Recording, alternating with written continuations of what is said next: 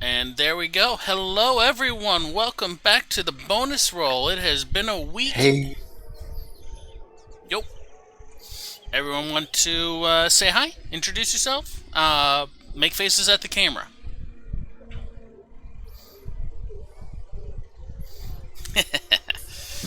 So, as y'all can see, we are still short one Meryl. Hopefully they will be back soon. We are glad to have y'all here. You may notice that we've updated some of our social media information down at the bottom of the Twitch page, where you can find a YouTube link to all of our previous episodes, because Twitch only hosts them for 2 weeks after we air, until we can get enough followers and people liking us to just dying a little. Sorry, don't mind me. Get enough followers and people to allow us to do rebroadcasts and stuff.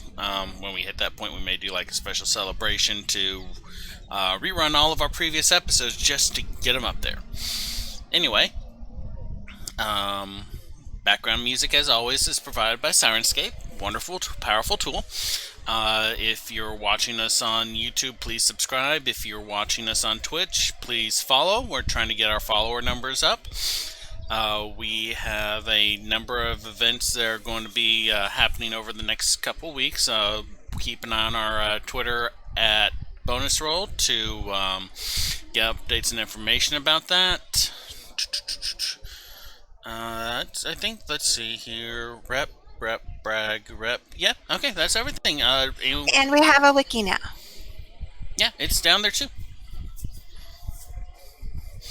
Zizva has been hard at work rewatching previous episodes and writing notes to update our wiki. Wiki. That's a fun word, wiki. Tuck, say wiki. Wiki. Okay, good. I was worried that your mic was turned off or something. Y'all may have noticed I have a slight cough. I will try and minimize that by... Yeah, anyway.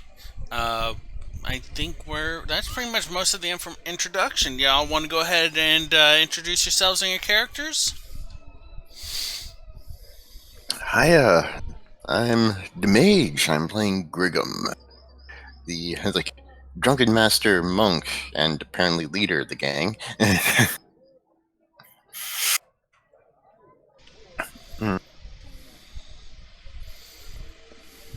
I'm Zizava. I'm playing Ingrid.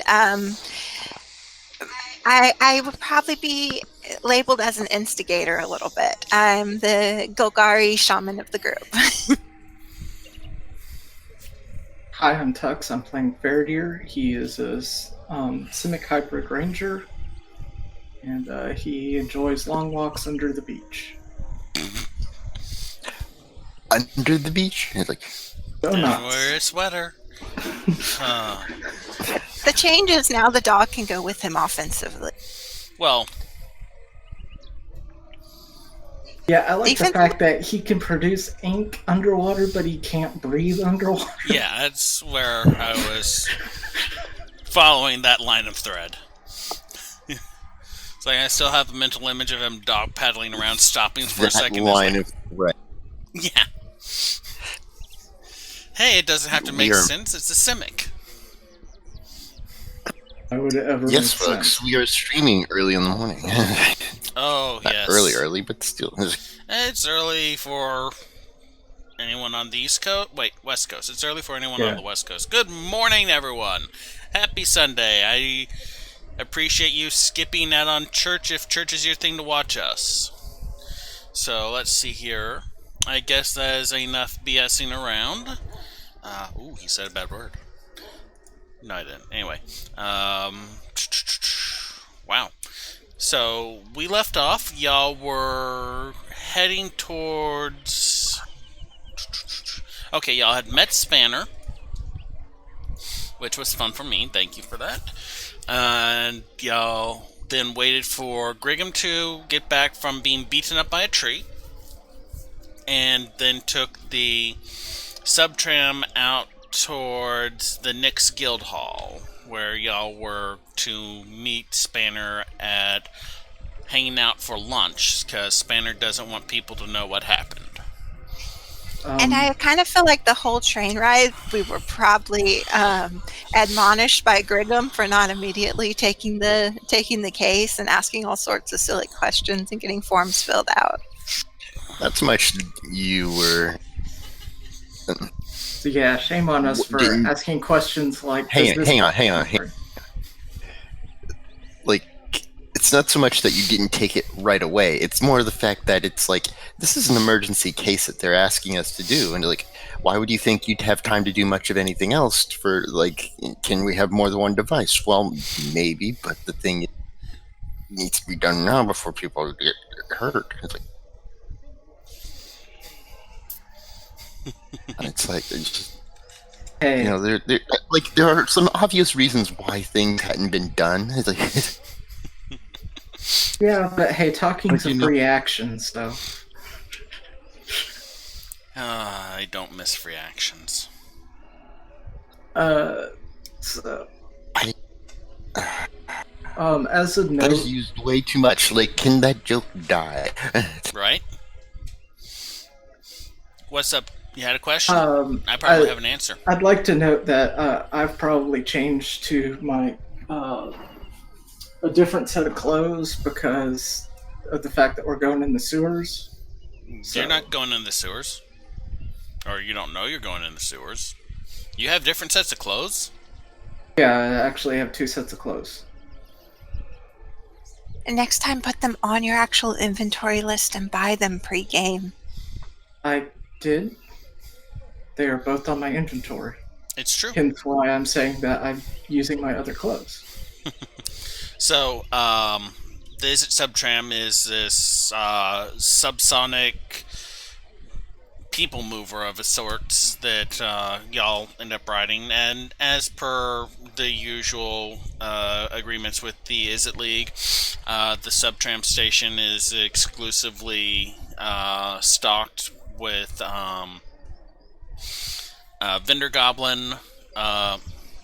book goblin book vendors and ancillary, snack food aisles and stuff like that for the longer tram trips. You're waving your pen around. Are you trying to catch my attention, or? I was looking for my other pen, so I didn't have to change ink colors, but I'm good. Okay. I don't have it. I didn't take any of her pens. Anyway, in fact, I gave her some pens.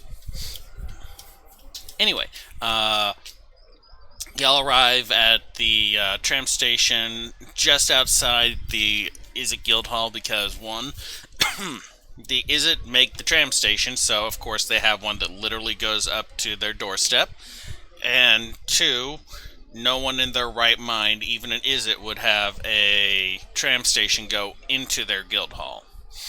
So y'all emerge maybe 40 yards away from the entrance to the Nyx Guild Hall.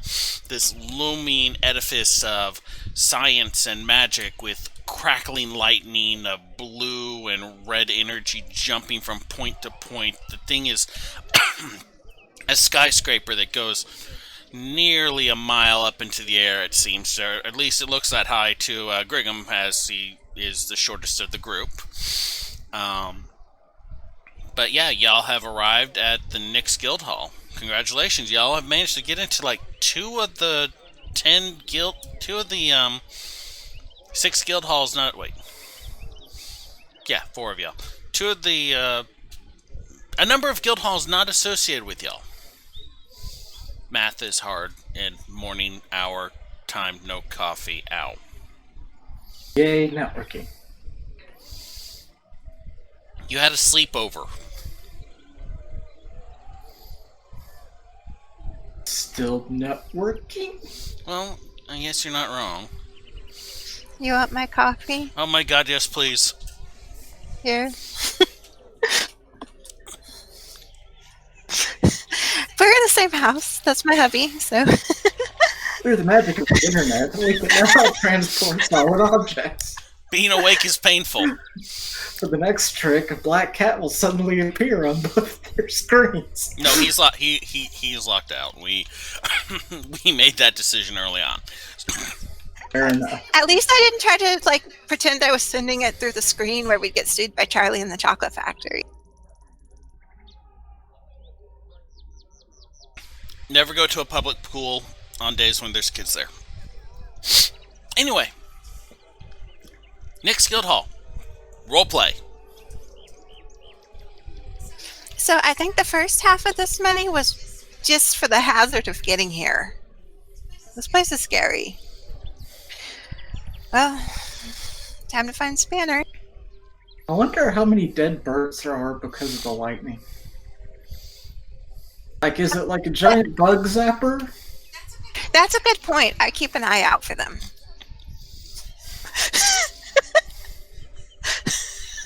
Right, now we're gonna have an army of undead birds.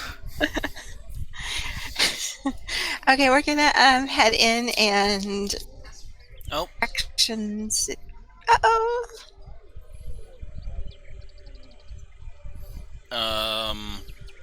Hi. Hi. Are we missing anybody? Yeah, I'm not seeing the mage. I've got him back, but I've got him back too, so. My connection seems to be wonky today. I do not see him. I have a blank thing. And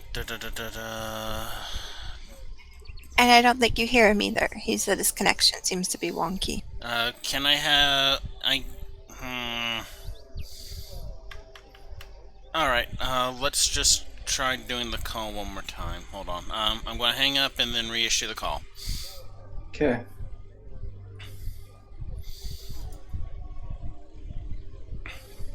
Well, now I see everyone except Ziziva.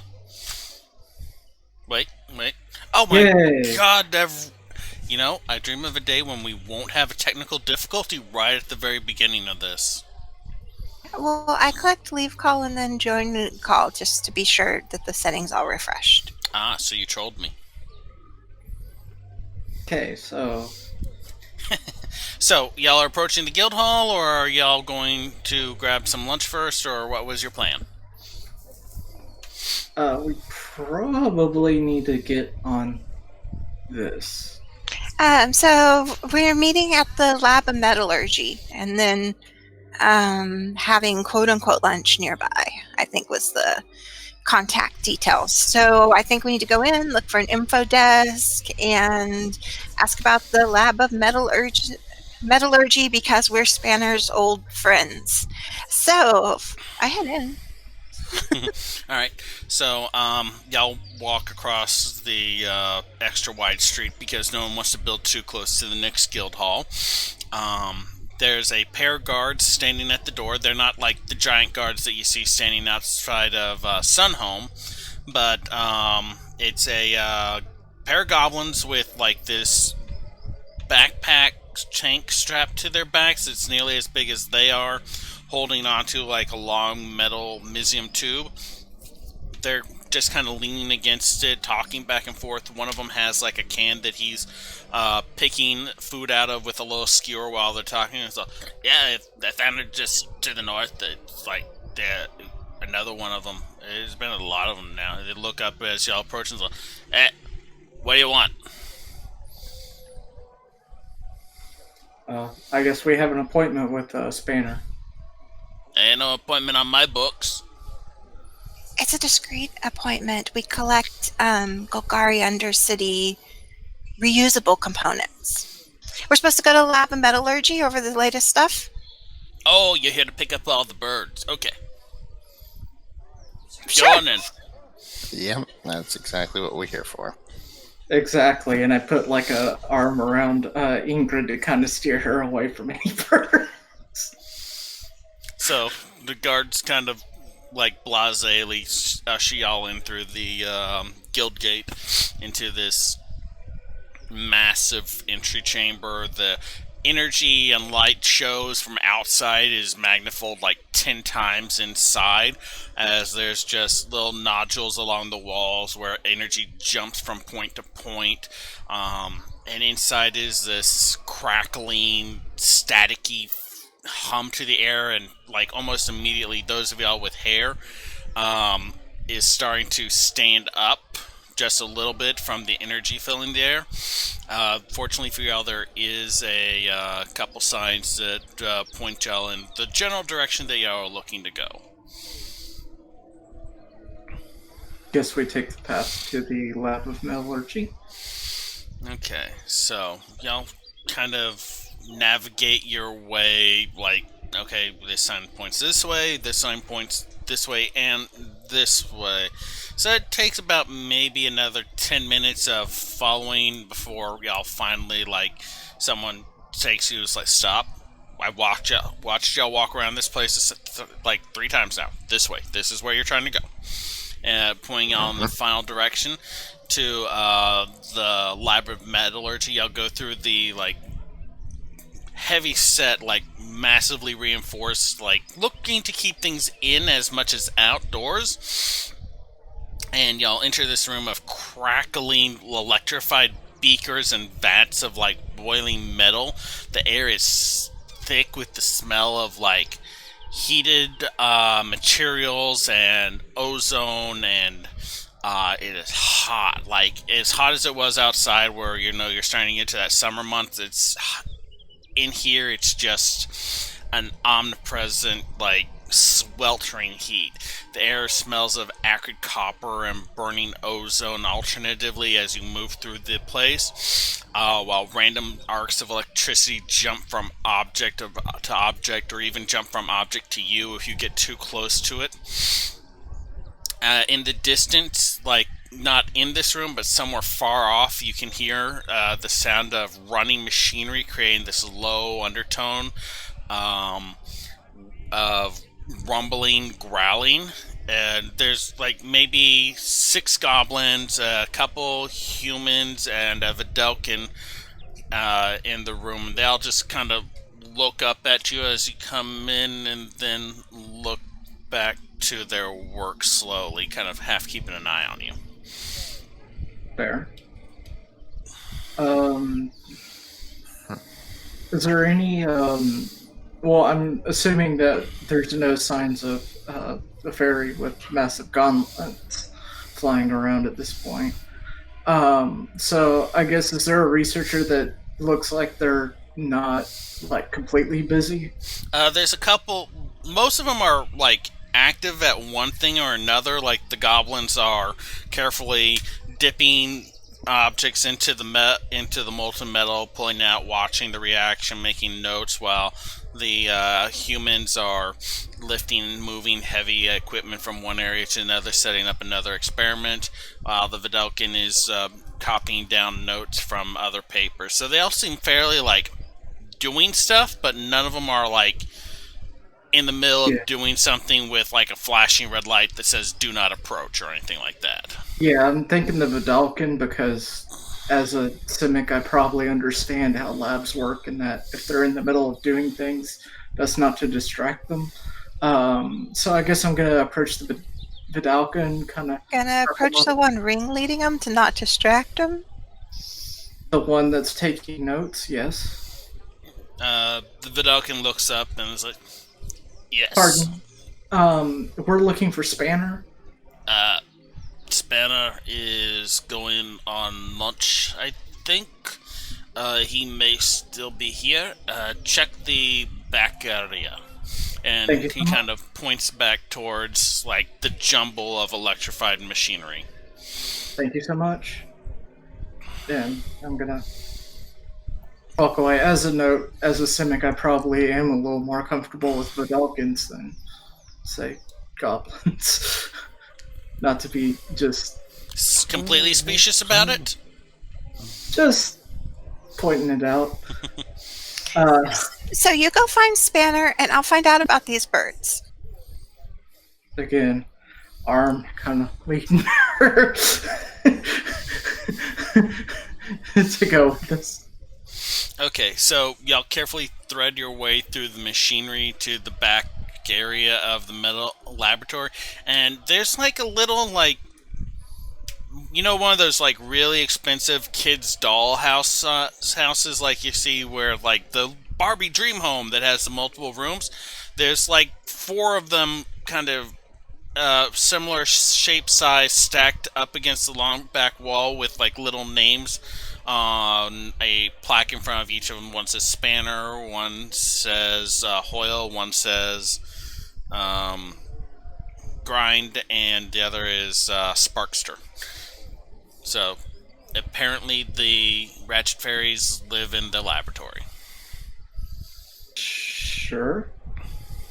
I mean, I do the same, though in slightly larger accommodations. But so, is Spanner there? Mm-hmm. You going to knock on his home? Oh, I see. I'm sorry. I thought you meant like it was open. Yeah. Yeah, you walk into the Barbie Dreamhouse size. So, well, I mean, it's D&D. I mean, ooh, that gives me an idea. Ooh. Maybe he thought it was like toy doll houses that are open on the side. That's actually what I did think. Sorry, when you said Barbie dollhouse, I went too far in the theater of the mind. Apologies. So, I mean, I guess I'll knock, or if there's like something looking like a buzzer and my character would be familiar with that, I would do that. But You kind of go on the door, and it's like, second! And after a moment, Spanner, like, still wearing, like, the outfit, but not having the heavy gauntlets on anymore, comes and says, oh, you're here. Excellent. Okay, let's do this. Here. And then they, like, bzz, and buzz across to one of the tables near, at the other end of the back of the lab. So, come on. Okay. I follow. And so, Spanner leads y'all over to this table. There's like this odd-looking device that's like maybe a half a foot long. Mizium alloy plating. There's like wires coming out of it at like odd points, and a tube at the back end. And he's like, okay, so this is the Hydrokinetic variable flow two-stage extractor condenser coil. What you'll need to do is take this to the junction boxes, hook it in, and then it'll extract the you-know-what from the you-know-what, and then, yeah, that'll do it. Did y'all have any questions? yes, how do we hook it in? He points to like the little nuts. This part goes into like the junction box, and then you twist it, and it'll like click, and then it will lock in place. Yeah, I make notes of this. Do we have a map of the affected area, or how far it goes, or just should the one junction box work? There's 4 junction box. He like flies off, starts tossing some stuff around to make room, digging through stuff, and comes back with like this. To him, it's like the size of a dinner plate. To y'all, it's like just a small little amulet. He sets it down on the table. This is a directional marker. Directional marker medallion. This will point you towards where each of the junction boxes is in turn. Convenient. Well, yeah, that's our job. All right. So, be careful with the Hydrokinetic variable flow two-stage extractor condenser coil. It was initially designed to be a personal coffee maker, personal portable coffee maker. You know, you take coffee, but it accidentally extracted most of the fluids from another ferry when we were in testing. So we tried for some medical uses, but it didn't pan out. The CIMIC weren't too interested, but then we found out they can. We think that it can be used to separate one fluid from another fluid. So this should work for what we need you to do. Okay, just don't stick your finger in the opening. Okay, and we did get here on the guise of me taking out the dead birds, and my guild was mentioned, so I do have to take the birds. Do you know where they are? Most of them go in like the smelter. Okay, then I guess I'm off the hook. I mean, like, there's a lot of energy in those. I mean, you see them, they go all over the place, and then they get like in there. So we I just. can imagine. So yeah, but anyway, here, Spanner kind of pushes the things. It's like, oh, in here, and he like flitters off again and comes back with like a tube, like shot glass size tube of a bubbling red liquid. So this is as just in case. Yeah, ask what it is. It's a healing potion. Okay, You got tons of them. Like, watch. He reaches out, he touches like a electrically charged. See, it helps have healing potions around.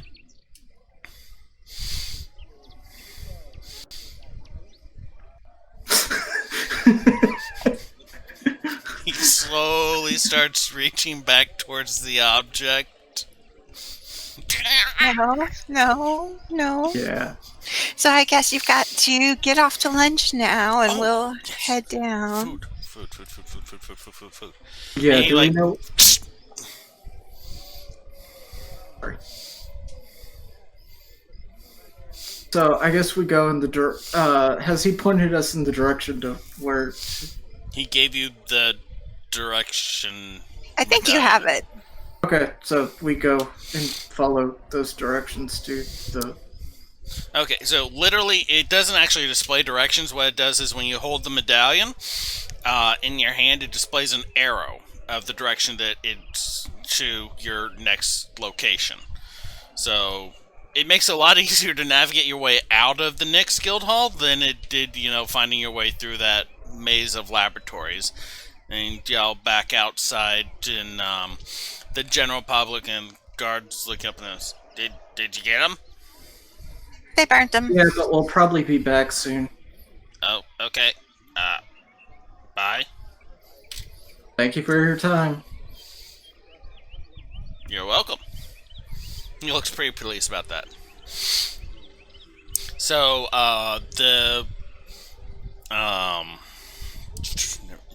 the directional medallion is pointing off towards the east, but there's no, like, distance gauge or anything like that on it. You want to walk it? Yeah, I'm assuming around the guild hall, would any of us have like local knowledge or some idea of the landmarks, or is this kind of outside of our general territory? Y'all mostly stick around the Borrowing Hill neighborhood. This is farther north. Okay. And it's pointing out east. So we're probably not familiar with the area. It's probably between Nizit and the major landmark we would know about, which is Sunhome. And it's probably not all the way to Sunhome, or there would be some uproars already. So just checking. we could get a carriage to make it faster, but we won't be able to tell them how far, and it might seem a little suspicious. But the carriage might be a good option. Yeah, I think we need to just hoof it to the. Wait. Okay, we need to leg it rather to the following the medallion, I guess. So you're basically walking it, or instead of taking a carriage, or I can't remember what they're called. Those double-decker things with like the 4 horses. The really big carriages. Okay, so y'all start off walking towards the east, and y'all keep walking towards the east, and it's going on 10 minutes. And then it's going on 20 minutes. And it's going on 40 minutes. You sure, Faraday? I'm not sure of anything. I just thought that. Okay, if you want to call a. And it's going on 50 minutes of walking east with it not turning, like, it's still just pointing directly east. It's still working because when you turn to face the other direction, the arrow turns to point back in the direction that y'all were walking. I'll try to fly a good carriage or something that we can change the direction of, or ask them to wait for us, rather than one of the horse-drawn buses, basically, that would have certain stops. Yeah, I guess that's true if there's like an equivalent of a taxi. All right, so Yeah. y'all kind of get out of the road, look around, and I mean, Ravnica does not have automotives, so the streets are walked more than they are run by carriages and machinery or anything like that. There are some large transports, but it's very much a walking city for some short distances, and there is a subtram for long distances. So it takes a minute or two. You see a couple carriages come by with like people actually already in them. They're not like, taxi cabs where there's someone circling the block every now and then. They're very much I have scheduled this to pick me up from here and take me to this location. But eventually, like, it takes about another half hour to flag down one that was on their way to something. A elderly human male kind of leans over and says, "Yes, how can I help you? You looking to go somewhere?" Yes. Yeah, we've got a couple stops and errands to make around town. We're on kind of a scavenger hunt, so we need someone that can wait for us on stops and that kind of thing. "I can wait for you. Come on in." And he kind of jerks his thumb back at the doorway to the carriage. Thank you very much. It's 5 zib a mile, and 5 zib an hour on top of that for travel time. Okay. Would I, in character, know if that's like typical? That's like it's It's like a 50% markup, I think. like a cup of coffee is like 10 zib. Yeah, I just want to make sure that it's not like the equivalent of like, yeah, it's going to be a $20,000 like, you know what I mean? Just like, would this pass as that those prices check out? In an expensive neighborhood where y'all have just been walking along between two guild halls, yeah, it's fairly regular pricing. Okay, just wanted to make sure. I mean, generally, if they're asking for like more than a silver, you should probably get leery. But if it's like a couple copper, I mean, the average like medium lifestyle is a gold a day. Yeah, I just wanted to make sure that those rates would in character check out and not just be like, wait, what? Okay. He seems anxious about the money for, the second time recently. So Ingrid will like pat his hand and say, "I can take care of the bill, honey." So where am I taking? Like, no, that was the. So where am I taking you? Well, our scavenger hunt arrow says that away. And I kind of give her the medallion. Okay. I'll go sit up with him too. So taking you to taking it towards Sunhome. Okay. And he kind of like and starts off the horses, and it's a decent pace. It's as fast as y'all were going walking. He is not speeding along by any means, but he's going slow enough that you could also give him directions. And it takes like another 40 minutes riding before y'all see the arrow start to kind of turn slightly, just ever so slightly, towards the north. As y'all are approaching Sunhome, it turns more and more towards the north until it's like actually you need to turn north. But off in the distance you can see like the gates of Sunhome with like two huge figures standing in front of it in gold-plated armor with just like burning, almost like this fiery energy around them that you recognize as the Sunhome Enforcers. AKA, do not fuck with these guys. They will fuck your day up. Okay, questions. So is this like a town or is this like a military base? Y'all are like in the town outside the military base. Okay, so we're like allowed to be there. Yeah, as long as you're not trying to get into Sunhome, you're pretty much free to go wherever you want. It's only if you're going into a guild hall, you need either a member of the guild to be with y'all, or you need to be invited in. Sure. Okay, gotcha. Just making sure. Okay, we're gonna turn north now. All right, north, and he kind of stops and he like pulls the reins, and the horse backs up a little bit, and they turn and to the north, and you follow the marker again, and eventually you start getting like to the west, and after about another 20 minutes of like, did we pass it? Okay, I got the next turn, and y'all come to the outer edge of a market square, about maybe 3 blocks away from Sunhome. The air is just filled with the scent of like cooking food because you're just now getting towards the end of the lunch hour, and people are starting to finish up their selling lunches. Nearby street vendors are calling out like their goods, like spices. Come get spices, and it's like trinkets, doodads, wonders of the is it make. There's hand produced and mass produced goods on each of the stalls. Rakdos buskers with their trademark, red black outfits are performing tricks like juggling, or a puppet show with taking tips and like coin from people that entertain. There's a couple kids sitting and watching a Punch and Judy show. For those of you who do not know, a Punch and Judy show is a old style comedy involving Punch and Judy puppets, which notoriously semi-abusive towards each other, but in a laughing and fun, lighthearted manner that is not at all acceptable in modern day and age. In some ways, I believe it's similar to old Looney Tunes. Kinda, yeah. But puppets. What are y'all's passive perceptions? I don't have your character sheets in front of me right now. I have 13. 13?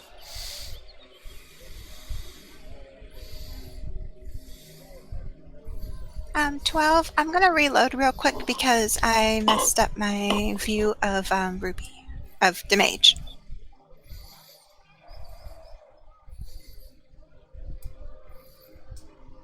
Oh. Okay. I lost the mage too when she did that. Yeah, same. I'm not seeing either of y'all now. I'm just seeing spinning dots. Okay, I see visible. I don't see or hear the mage. It turned off my camera when I reloaded. Yeah.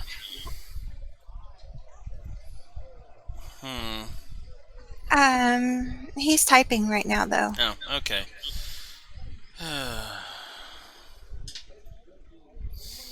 Oh, apparently the mage's internet went down. So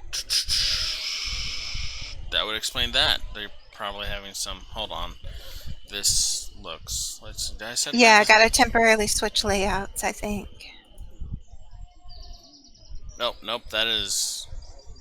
Oh, I never set up the third person. I thought I did. All right. Hold on. Okay, so y'all can see me now. Sorry, the third person layout is not set up because I was not expecting us to be going to a 3-people show right now. We're experiencing technical difficulties. I don't really want to do this with like half of the group missing, so I'm going to say we'll be back in about 10 minutes or so, see if we can resolve some of these issues. If not, we may postpone the game. Thanks for checking in with us. Let's see here. Oh, hey. Hi, Meryl. Did not realize that you were in the room, the chat room. Sorry, wasn't responding. Everyone else, thanks for joining us. We will be back shortly as we try and figure out what's going on.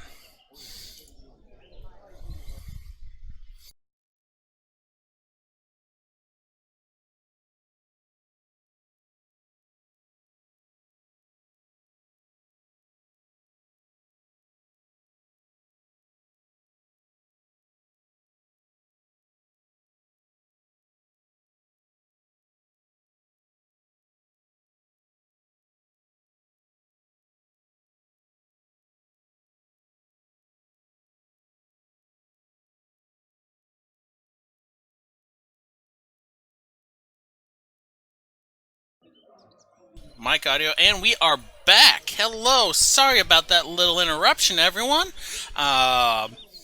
Life is chaos. Never question that. So, go ahead and real quick, everyone give me your passives again so I can tell y'all what y'all do immediately notice and what y'all don't. 12. 13.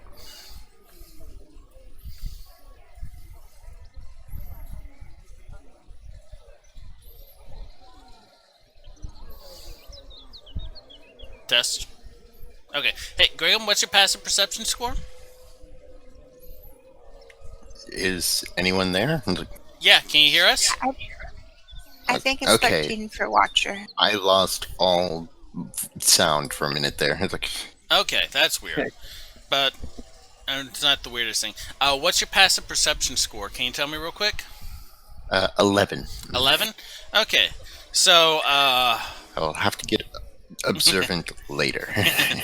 okay, so Fairdeer and Ingrid, y'all can both notice like a couple kids roaming around, like occasionally like bumping into people, lifting like a couple coins out of like the guards' purses or out of a merchant's coffer.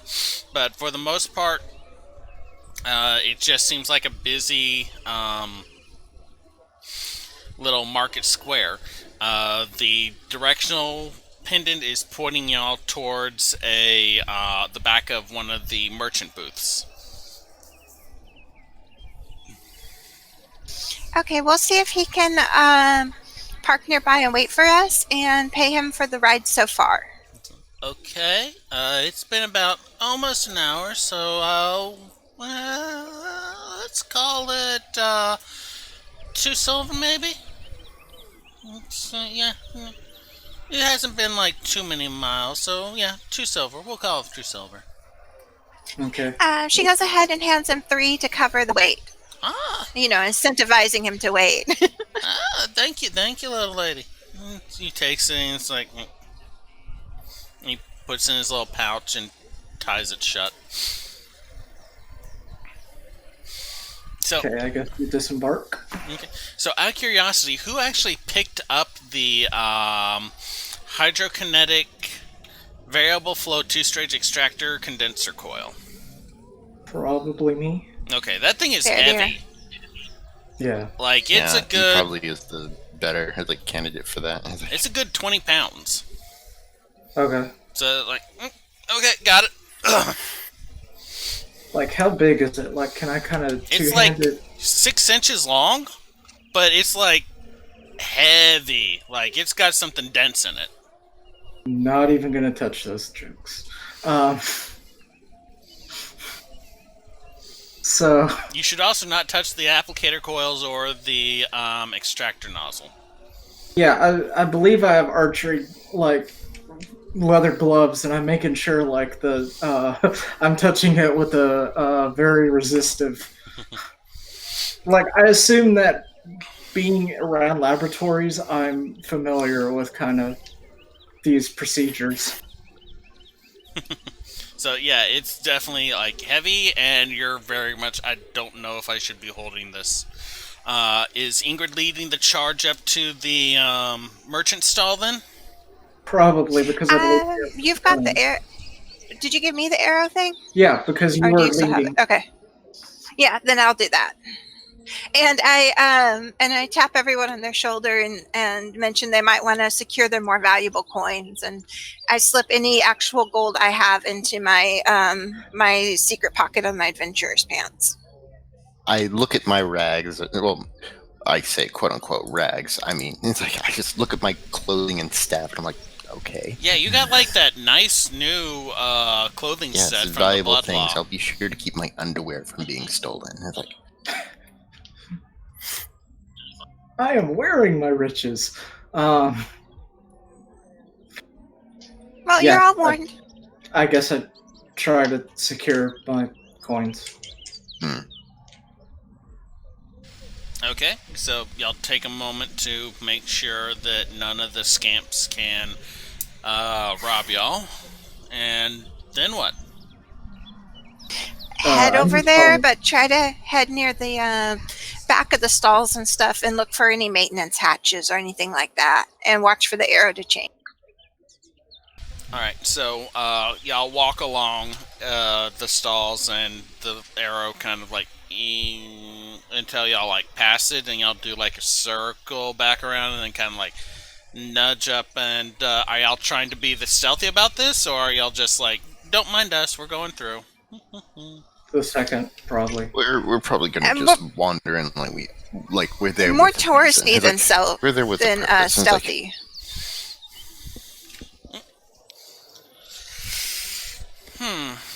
Go ahead and make me a...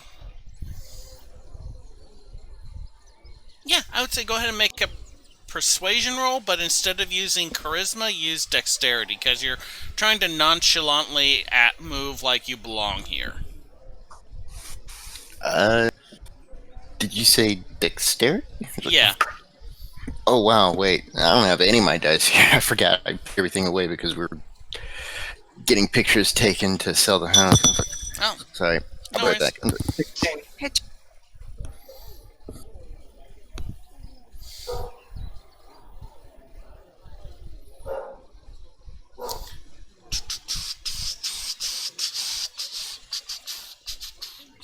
What'd you get, Fair Dear? 16. Do I need to roll for K, or I'm assuming that he doesn't really do a... he's a dog, so... Yeah. I mean, I'm not having, like, Ingrid roll everything for Watcher. Gotcha. Yeah. I'm Fair taking enough. the passive as much as possible with NPCs and pets to minimize the amount of extra roll. Okay. Because you Do had you to take just want a pets. dex roll? It is dexterity plus your persuasion modifier. So if you have proficiency in Okay. that, Dexterity. because you're Persuasion. just you're trying to be nonchalant. You're like, don't mind us, just going where you belong. I'm going to be using basically Dex, and if these you lovely have little metal persuasion, dice. Nice. have to. These out. Yeah. Okay, persuasion. And then dex. So, alright, that's probably going to be the best roll I'll ever make in this entire game.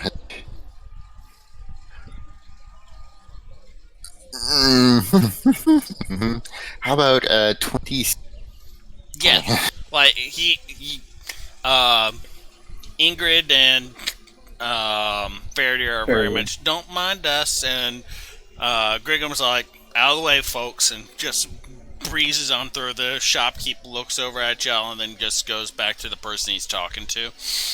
Y'all find your way kind of back to like the little stall. It's like maybe a 10 by 10 stall with but towards the back end of it there's this metal box connected by pipe that's sticking into the ground, just adhered to the wall, and the little thing is pointing directly at it. Oh, can you not see or hear us, Mage?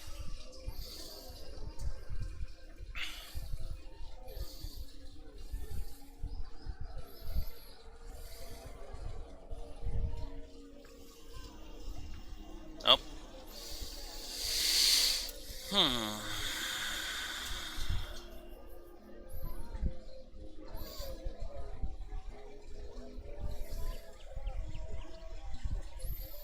Okay, so looks like we lost the mage again.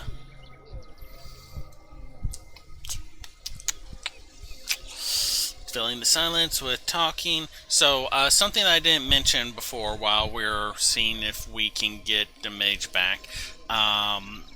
We are going to be doing a few giveaways over the next... Oh, Which means the cameras are all messed up again. I think we need to do a 3-person layout later. yeah. You should have had a theater. Oh, yeah, that was stuff from Roll20, so you can't use the one from Yep. Braille and Fair Dear. Yep. Yeah. Anyway, we're going to be doing a couple giveaways over the next few weeks. We're going to be starting with a dice giveaway. When they arrive, I will show them on stream and hey, check out these dice. If you want to enter for the dice giveaway, say something in chat. I'm going to try not to horribly copy Critical Role and do this is a keyword or anything like that. But we're looking at least do a weekly dice giveaway for a couple weeks, and we're looking to. I have a couple other prizes that are going to be available to people who are following us as well. We're working on getting a couple of those things, but get hype. Keep an eye on our Twitter feed. Apparently Sunday is a common maintenance day for ISPs. I did not know that. Thank you, Mr. Informative. Where was I? Oh, yeah. Oh, hi. Hi. Hey. Hi. Hi. Hi. Yeah. Hi. Now Hi. Hi. everything is Hi. crystal clear. Like, Nope. Oh, did he freeze? There we are. Okay, I see you. All right, so you rolled a 26. We're doing a dice giveaway hopefully sometime next week. Y'all kind of, Gregum just wow, I roll a 20 and you just do. I roll a 20 and you do a dice stat. Okay. Yeah, we're giving away your one working set of good dice. You're going to have to go back to using the green and the rainbow ones. Yeah. But well, I only have the 2 D20 medals. but no, it's something that I'm really super excited about. So get hype, follow our Twitter, and Gregum just kind of breezes by. It's like, yo, to the merchant. The merchant just does not even look away from talking to the person he's trying to sell stuff to. Ingrid and Faraday are kind of like, don't mind us, walking by.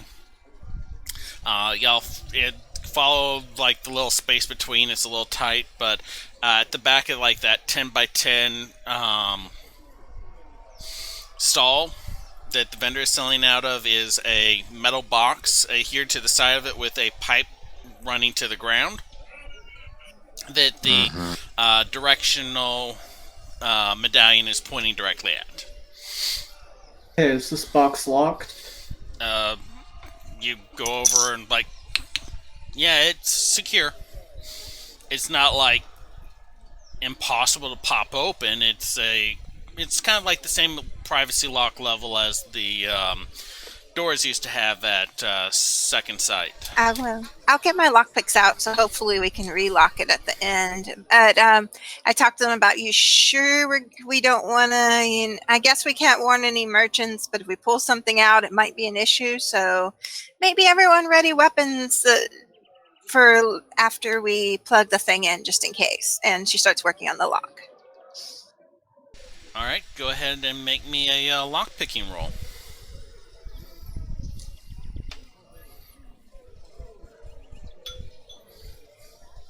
And since I don't actually have the Thieves' Tools proficiency, that's just add dex, right? Yep.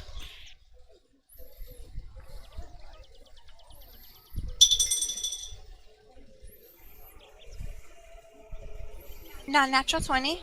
Okay, so like Ingrid, you're still figuring out how to do these things expert level, like, but you insert the tension bar, you take the pick, you put it in there, and you go click, and it just pops open with one pin.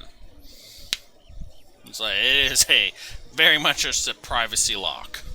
The thing swings open, and there's a number of like coils and little sparking bits, and it looks like someone jammed a couple zibs in between two of like the breakers, and there's like a little port that looks a lot like the other end of the hydrokinetic variable flow two-stage extractor condenser coil. You're up, fair, dear. Okay, so the 2 coins that were jammed in there, does it look like that was just a jerry-rigged fix, or is this someone intentionally trying to sabotage it? It looks like it's keeping 2 fuses. It looks like they were used to replace 2 fuses. I've seen this box in real life. And I hadn't seen solutions this dodgy since I played the Longest Journey. It's like, I mean, the first one. It's like, this gold ring could be a conductor. Just as of note, when Ingrid just like popped it like first try, I kind of give her like a pat on the back, like kind of a And she's just like, like kind of a genuinely impressed, like, good job. Don't ruffle the bird feathers too much. The heat was already bad for him. I kind of. Wait, so Yeah, I don't know if you notice when she mentioned it, but her cloak literally has just bird wings sewn to it. They're properly Okay. desiccated with salt. They're essentially taxidermied. And you just put your hand directly down on those. They like had all the meat out and stuff. It's just like the inner bone in the wing and a little bit of like skin that's been saltified. Yeah, they're sewn in a nice decorative V pattern across like the top third of it. Yeah, it's a thought that counts, and also I think that having worked in the Guardian Project, this is not the first time I've had to touch dead animals. So, anyways, is there anything around that's like staked into the ground that I could grab, like kind of grounding myself? You know what I mean? There's like, tent poles and stuff like that for the stalls. Is there anything where like I could have one hand on that where I'm creating a ground and then still able to use my other hand to do the connections? Like, it's connected to the back of one of the stalls, so yeah, there's like a pole there. Yeah, you seem nervous. Do you want me to do it? Do you know how to work with electricity? I know how to get away 30 feet if I start getting shocked. Wait, that's true, Grigum. You have a wooden quarterstaff. Are you familiar with the ability to bat somebody's arm away if they seize up on electric shock? I'm a goblin, and we usually are in places we shouldn't be. Yes, I'm familiar with it. Okay, please be on notice. I'll hook it up. It's like, you know what I mean. Okay, so I'm gonna connect it the way that he explained. Okay, make me a Arcana check. That's gonna be 18. 18. You hook the thing in, and like one of the little bulbs starts blinking, and then pops, and the back of the coil starts shaking, shuddering, and then shoots off as like this thing of water this shoots off as just like a gout of water all over the floor, but nothing happens past like the water draining. After a second, like one of the other lights starts blinking. Go ahead and make me another Arcana check. That's going to be a 12. 12? Can I assist him with these or not really? It's kind of like a small space, so not really able to get in there. You may be able to lean over and like give him some like, hey, do this or do that, but not too effectively. Okay, so the water, like another spurt gushes and like another bulb on the back starts blinking and then turns green. Give me one more Arcana check. Okay. 6. And the last bulb on the top of it, like, sparks and shoots out a little gout of electricity that shocks your hand, but nothing seems to happen after that. Grounding! That was smart. Okay, and the water that shot out, like, would this, like, how much water are we talking about? Like, could this have potentially damaged any of the merchants, like, stuff? Like, water bottle, like, splash on the ground. It's already starting to dry up because of how stupid hot it is. Okay, sure. Has the arrow started pointing a different direction yet? Yeah, once it arrived at the junction box, it started pointing towards the south. Okay, so I'm doing the same thing, holding the grounding and removing the cable very carefully, of course, and then I'm assuming we're shutting the box. I don't. We probably want to. I'm assuming this is just like a padlock where, like, you just twist it. Yeah, you close it and it locks. Yeah. Yeah. So, next one. Yeah, let's and she double checks that it's relocked, and then she's like, well, let's go see if our driver stayed. Okay. Good work on the lock, by the way. Thanks. So y'all go back towards the entryway, and those same, like, that little gang of kids are, like, you know, working their way across the merchant's row. Okay. But none of them seem to pay y'all any mind. Y'all get back up to the cart, and the old man's like, did you get what you need? Good day for shopping. Yep. First stop all done. All right. Where to next? And which way is the arrow pointing now? It's still pointing south. Okay, so southwards. Okay. 10th Street then? And he starts taking y'all south. Heading past the Sunhome guards, you can again see the huge giants out front. It's a good another 20-minute drive in the carriage before, like, the arrow starts turning in, like, to the west, and then y'all follow that and it turns back towards the north, and then the east, and then the south, and eventually stops pointing down, like, this little alleyway between two buildings that's not anywhere near large enough for the carriage to get through. It's like a 5-foot space. Okay, Fiona Pike nearby. I think our little magic scavenger hunt's at its next stop. Okay. Alrighty then. Happy to. It'll be another, let's see, it's been about, let's go with, well, you already gave me an extra silver, so I think you're good. You're good, yeah. She hands him one more anyway for the weight, since we're gonna need a way back. Okay, thank you. He puts it in with the pouch. And she starts heading down the alleyway, expecting they'll follow.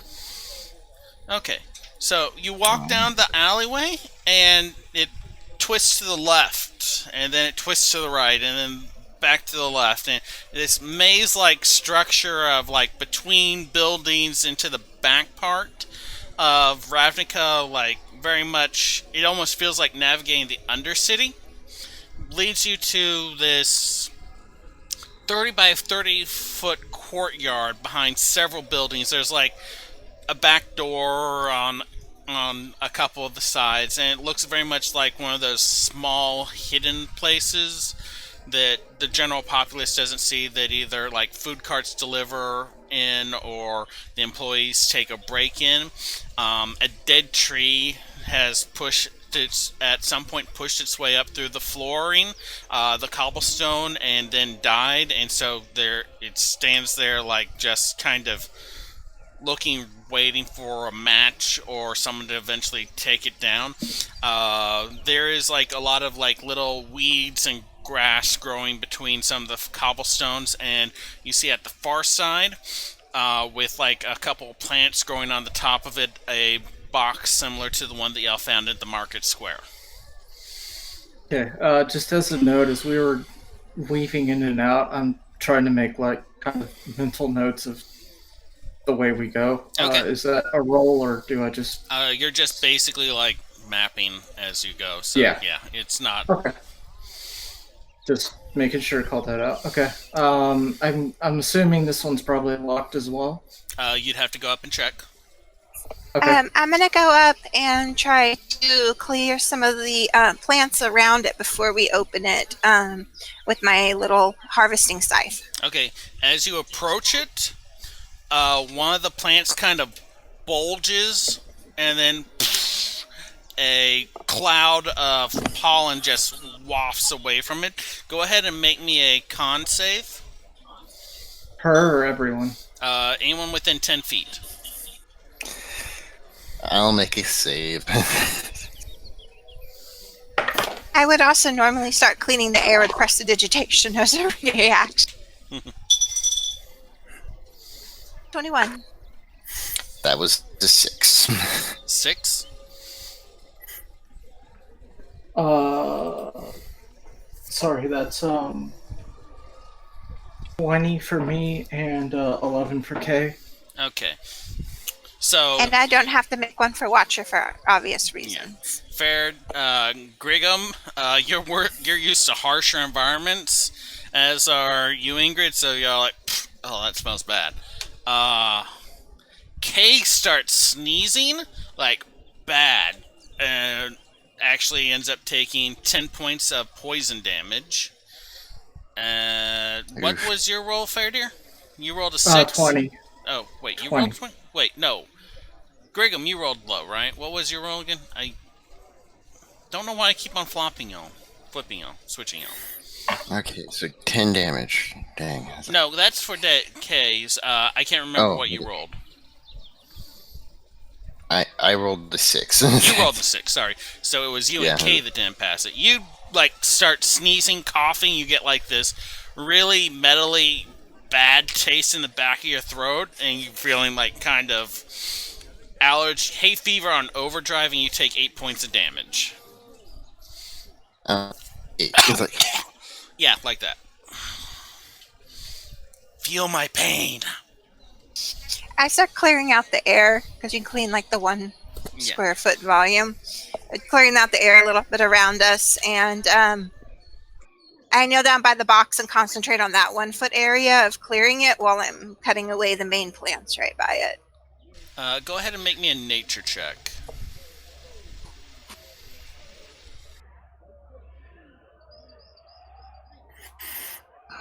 15.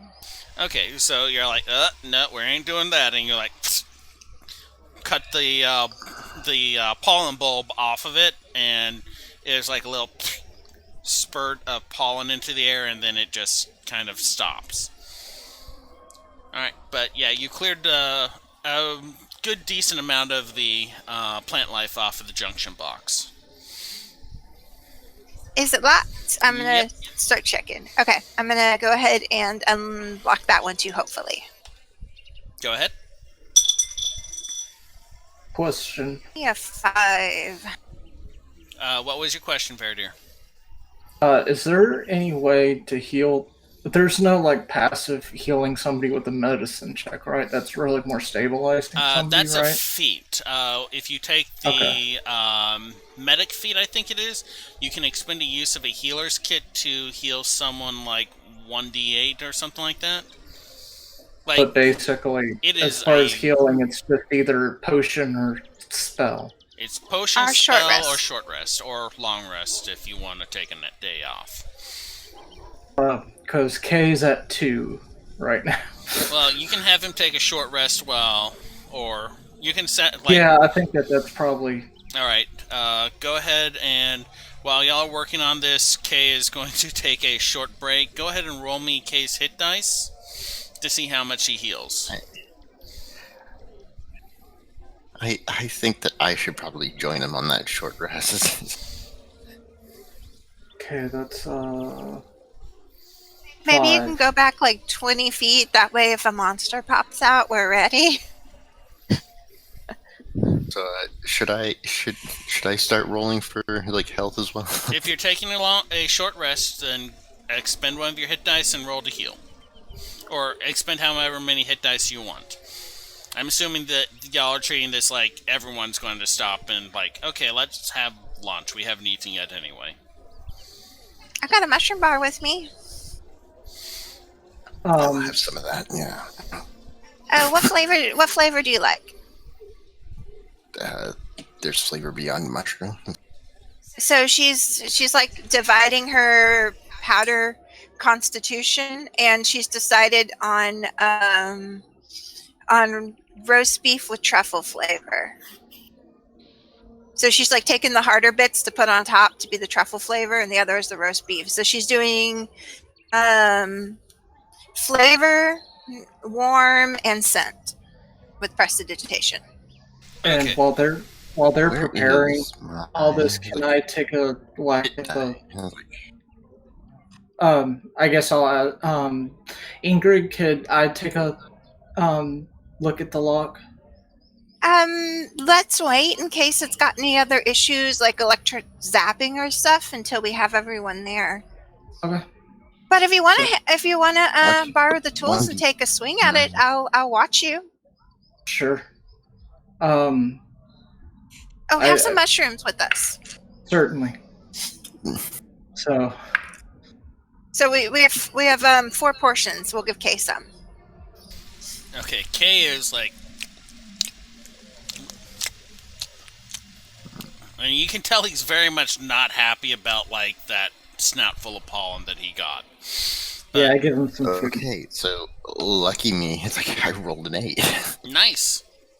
So that basically like, okay, that tasted bad, and I coughed and hurt a lot. But an hour later, lunch, y'all have finished your short break. Ingrid shared her roast beef and truffle flavor mushroom bar. It even smelled like it, which kind of like, oh wow, magic is nice. It's one of her favorite things to do. She's a practical vegetarian, except for the bugs that get in it. So she's like a vegetarian that eats bugs, but she like goes to restaurants and samples things sometimes to mimic their food taste. So it's one of like, she had roast beef once, and then she ate some fried truffles once from her artisanal mushroom thing. So she's been mimicking it as a dish. Okay. I guess I'll take a whack at the lock. You'll take a whack at the lock? Whack. Okay. So I Not hand him literally. the thieves' tools, and I actually clean them off first, since I hide them inside the bones of the bird's wings. Is how I keep them hidden. So I pull them out of the bird's wings and clean them off, and hand them to him. And I'm like, okay, so you want to put that one in, and then apply a tension bar, and I tell him about the first lock. Did I do this with advantage then? Yeah. Okay. And it would just be your dex bonus to it. 12. 12. So you insert the tension bar like she says, and you reach in to put the pick in, and you start to insert the pick, and then click, the tension bar just goes all on its own. These aren't great locks, you get the impression. Sure. I wipe off Good the job. thieves' tools and kind of carefully set them back in the case or whatever and Yep. hand it back to Ingram. We lost the mage again. Yeah, she takes them back and kind of rehides them. Yeah. So kind of just, I'm going to kind of have everybody kind of stand out, have Griggum Are do y'all the thing with seeing or hearing Griggum? Not at the moment. No. Okay. Oh, I can see. I'm hearing. Hear all of you. It's like, Oh, okay. Good. well, as long as you can hear us, that's what I care about. Yeah, I honestly. can always reset my connection here in a minute. Well, I mean, I can exit and re-enter the call again if you need me to. I mean, my main concern is being able to hear you. Yeah. Okay, you can hear So me. I guess I'm I going to can have Fine. ask Griggum to sort of be ready to knock my hand out of the way if necessary, that whole thing, and then I'm gonna just kind of proceed. Be ready and necessary what? Okay, so like, you know how like if you grab something electrocuted and your hand tenses up like naturally, like right. I just didn't hear any of your words. That's Oh, sorry. Gotcha. I can knock you back with an Eldritch Blast. It just might hurt a little too, as a backup. The problem with Eldritch Blast is that you can't just it's like a bullet. You can't just be like, I'm gonna strike it non-lethally with it. Yeah, you can. It's like His arm's probably not a lethal hit. The arm's the worst place. One of the worst places to hit. yeah, anyways, They still I'm think gonna they can patch him pretend- up. So, pretend to ignore this conversation. This and very start disturbing playing. conversation about shooting you with magical energies. You open the box and like maybe 3 cups worth of rusted water just spills out of it. It looks like it was a watertight door, though not super well locked. There's like a heavy leak from the nozzle that you hook the inside in. This one looks a little bit better, if not older, than the last one. Like there's no coins jammed into the fuses, and so there's no sparking or anything like that. But oh hey, hello, Yay. I see a mage again. I feel like this one's probably better because they it's- forgot it was was like, here, so they what haven't been able to repair it. We can see you again. Yeah, no, I was like, what the frick happened? I Yeah, was looking at everyone else's once they start. So Like I'm once definitely- everyone started going, "Brr," I was like, what happened? He's like, I'm assuming I could produce some sort of equivalent of a cloth and kind of wipe off the terminals before I plug it in, since there was sitting water on it. Yeah, sure. So I'm going to do that first. Okay, I need you to make me a. I'm just fucking with you. Okay, and then like you take a cloth and what wipe you it then- down. It's like it's Yeah. okay. And then since he didn't ask her to clean the thing, Ingrid cleans the cloth before he puts it back up. And as Thank per the nature of Ingrid's version of prestidigitation, there's like a splattering of soil shot across the area as she cleans the cloth. Drips down like it's hydrophobic. I don't know what the. We're using a lot of hydro words today. I'm happy about that. Okay. So I do the connections and So you plug the Hydrokinetic variable flow 2-stage extractor condenser coil. trademark in and Make me an Arcana check. that's 13. 13. sorry, he's like roommate. All right. Dun, dun, dun. You hook it in, like that first light that had like popped, like starts blinking. The bubble on it popped, but apparently the light is still working. Go ahead and make me another Arcana check. Oof. 11. 11. Like there's another gout of water, and it's like longer than the first one. It's like, and the water starts kind of welling up into this like wobbling mound shape on the ground. Like how big is it? Good basketball size. I guess would it be an unarmed strike to just try to stomp on it? Yeah. Okay. Let's see. We don't have a container for this thing. 19, 21. The containment To busted hit. off after the last one. What did you roll to hit? 21 to hit. Okay, you stomp on it and do Yeah. your strength damage plus 1. Okay.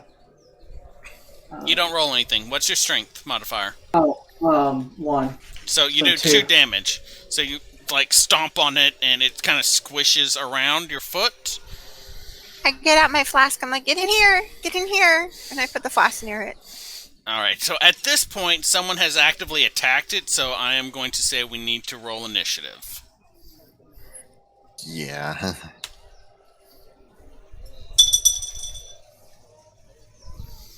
15. Hold on, let me just... Alright, so did anyone roll higher than a 20? I haven't rolled yet. It's like, Okay, Yes, actually, 21. okay.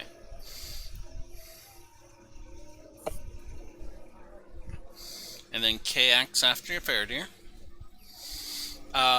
Did anyone roll higher than a from 15 to 20? 15. Okay, Ingrid. Uh, 10 to 15. I got a 14. Okay, Greg. And then it will go last. Okay. Fairdeer, you are up. Remember, you have to use your bonus action to command K if you want K to do anything in combat. Okay, so where is this thing? It's on the ground beside the box? It's not like on top of the box or Yeah, anything, no, right? it's like maybe 5 feet away from the box, so Okay. y'all are all kind of clustered around it. And Okay. right next to it. Okay, so I'm gonna. Okay, so drawing a short sword would be my action. Yes? Ready weapon, yeah. Because Okay, you weren't so- like, oh, hey, combat. Sure.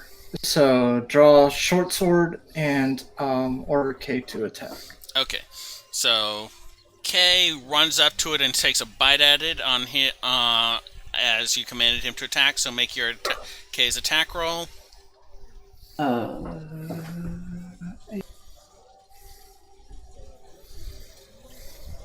Sorry, 21.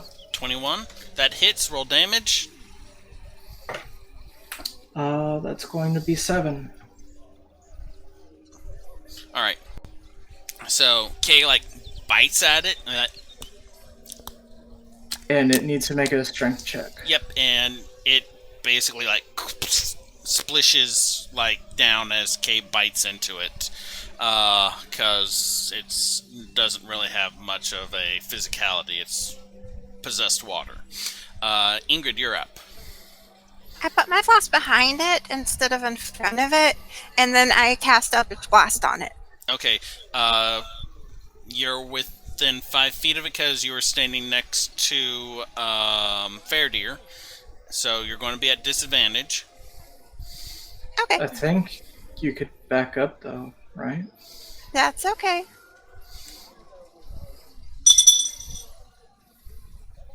I rolled 2 19s. I'm impressed. Go ahead and roll damage. Wait, question. Would flanking matter? No one is like on opposing sides of it right now. Like the three of Okay. y'all were like lined up next to the box, and it shot past y'all. So it's, Okay. Just making sure. So 6 damage, but the important part is I want to use the repelling force, I think it was, to try to push it backwards into the flask. repelling blast. You're trying to basically like Ghostbusters it into the flask. Pretty much, yeah. Roll me an Arcana. That you said 6 damage too, right? Okay, 43. Is there any way I can give advantage on this? You don't know what Or she's no. doing. 11. You kind of like, and some of it goes into the flask, but it like loops back out afterwards. Beats you by 1. You know what? I haven't had a chance to do this mechanic yet. Do you want to succeed with the drawback? You said if you use that mechanic, you tell us the drawback ahead of time. It'll be more likely to... If you succeed at this, then you lose a flask, because it's hostile to you, and if you open it up, it will immediately attack you. I'll do that because I want to give it back to the Izzet. Okay. So, Ingrid, like, Ghostbusters with her Eldritch energy, like, the blast encapsulates the weird, and she, like, pushes it into, like, the flask, and then, like, immediately clamps down and closes it, and it's like, got it. So, non-linear problem solving. I'm going to give you an inspiration point for that, too. Fair is impressed. Hmm? Fairdeer is impressed. Do we want to pick up more flasks for the rest of this journey? Anyway, so you've got at least one more shot, I think. And she's going to strap the flask to the outer part of her backpack instead of the inner part. Yes, keep very much track of which flask that is. My only one. It's the one I use for Coco. Aw. No more Coco. Alright, so, whoever's going to make this last check, go ahead and make this last Arcana check to finish clearing the line. I mean, I guess I'll do it That- unless anybody not has mine. any objections. Not my specialty, man. Just go for it. Okay, be at the ready, I'd say to Grigum. Alright. Ready my stick. I start dumping out my water skin just in case. 22. 22? You don't dump water on someone who's electrified. The second light starts blinking and turns green. Blind's clear. Okay, I very carefully unplug the device and shut the door and redo the lock. Okay, the lock redoes when you close it, so... Like, Pick close. up the I'm gonna. Can I do an inspection of the device to make sure it's not like it has a bunch of water on it? go ahead and roll me investigation.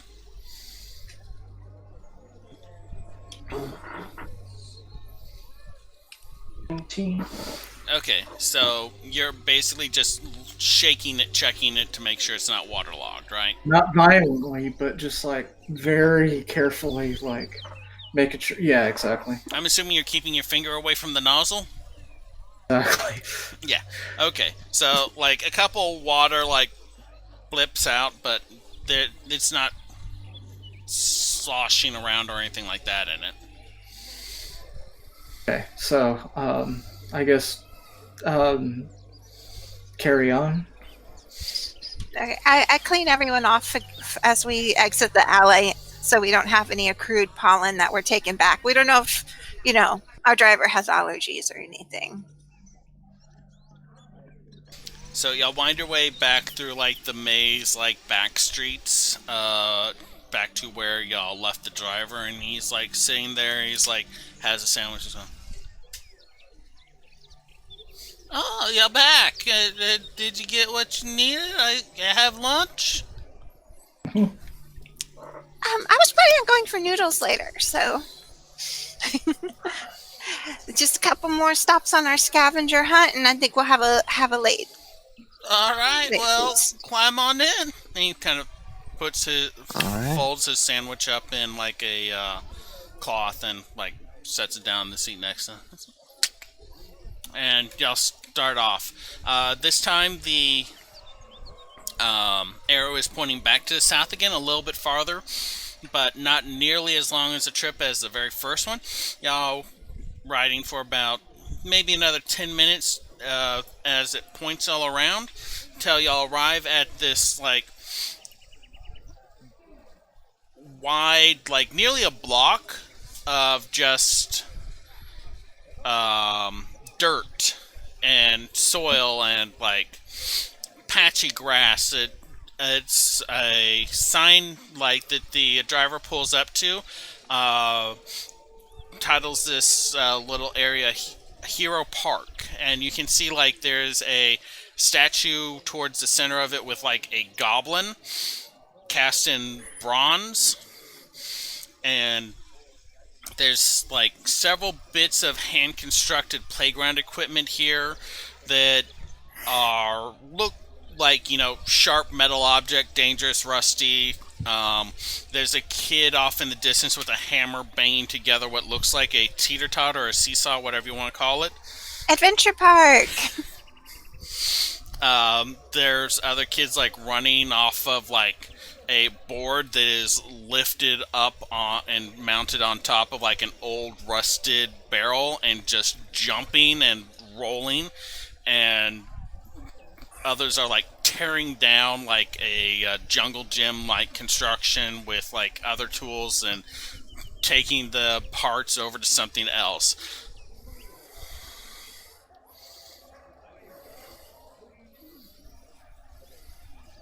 Okay. They do them. So I guess follow the arrows.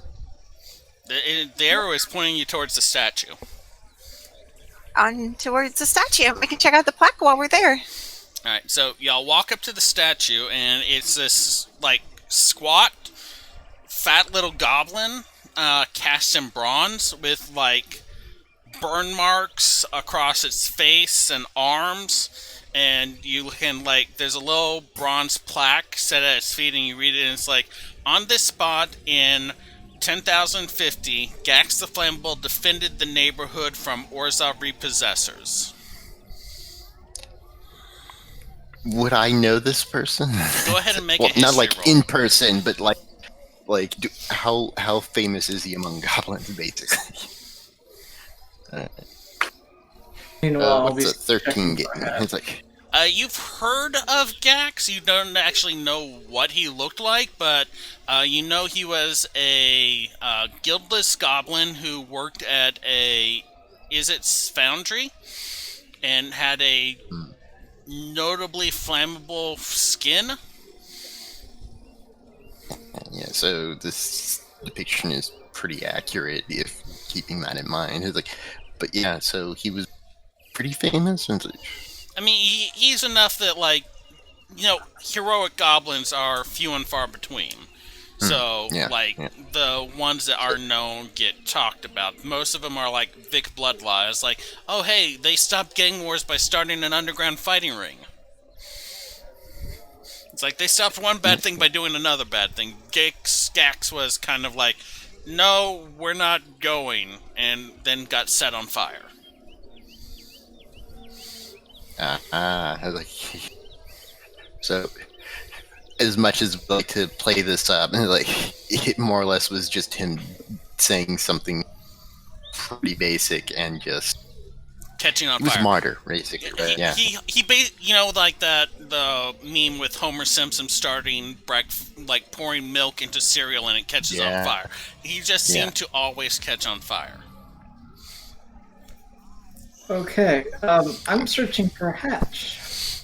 Go ahead and make me. I'll leave it up to you. Either a perception or an investigation roll. Perception.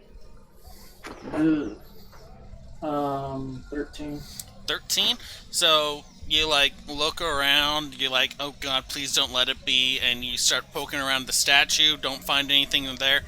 Like, notice there's a hinge at the plaque, flip it up, and there's just a spigot and like a couple sparking terminals. This one looks rather newish. Like it was constructed like maybe 20-ish years ago. So like it still has the breakers, but there's like inside of the plaque you can see just people have been stuffing trash into there. So like you pull it up and there's like the breakers right next to a pile of like flammable paper. I think Ingrid would like mage hand to clean it out and put the stuff in the Yes. sack until we get back. Okay, so the Grigum pretty much would probably be like get his hands dirty and just it's actually like dig through this. If you want, you can hold the sack and I'll do the mage hand. like y'all reach in there and apparently like the whole base of the thing is hollow, because you're like almost arm deep in there just hauling like cans of like alcohol and like food wrappers and just whatever junk people had in hand that they didn't want to bother carrying to a trash bin out into one of the sacks. Yeah. And yeah, you know, the mage hand is a nice touch, but all in all, you've only got one. That's true. And she makes sure to dump any, drinks that might have residue before putting them in the sack, There's a couple of them that are a little sticky. Okay. So, thank you guys for that. Once It was that's for the goblin, not for you. Like y'all look Cool. up and there's like two kids like standing there holding like paper watching y'all. Is that trash, guys? No? if it is, just put it in the bag. And they kind of put it in the bag and run off.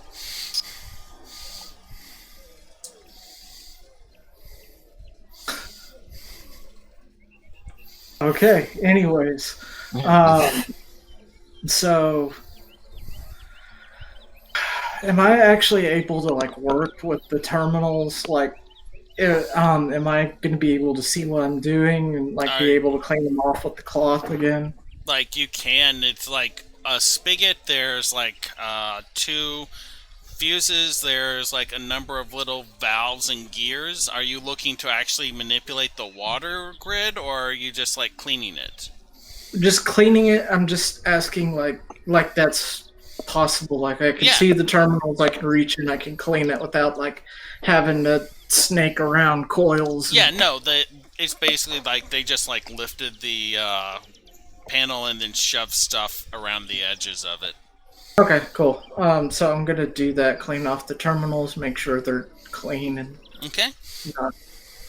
Actually, Ingrid, um, could you use your prestidigitation on the terminals? That may be actually better to make sure that the liquids didn't harden and create a, substance that catches fire. Yeah, she'll do that, or if that doesn't seem to be like getting it away from the terminal, since she doesn't usually blast stuff away, she'll mage hand the rag, then clean the rag. Well, I mean, the main thing is that a dry rag is not gonna clean off like the Oh yeah, equivalent she can dried like on clean soda. the terminals with that, and then get them out the main hard spots, and then get the rag. So Yeah. with a Okay. combination of mage hand, prestidigitation, and phantom elbow work, y'all give the water junction box a good cleaning.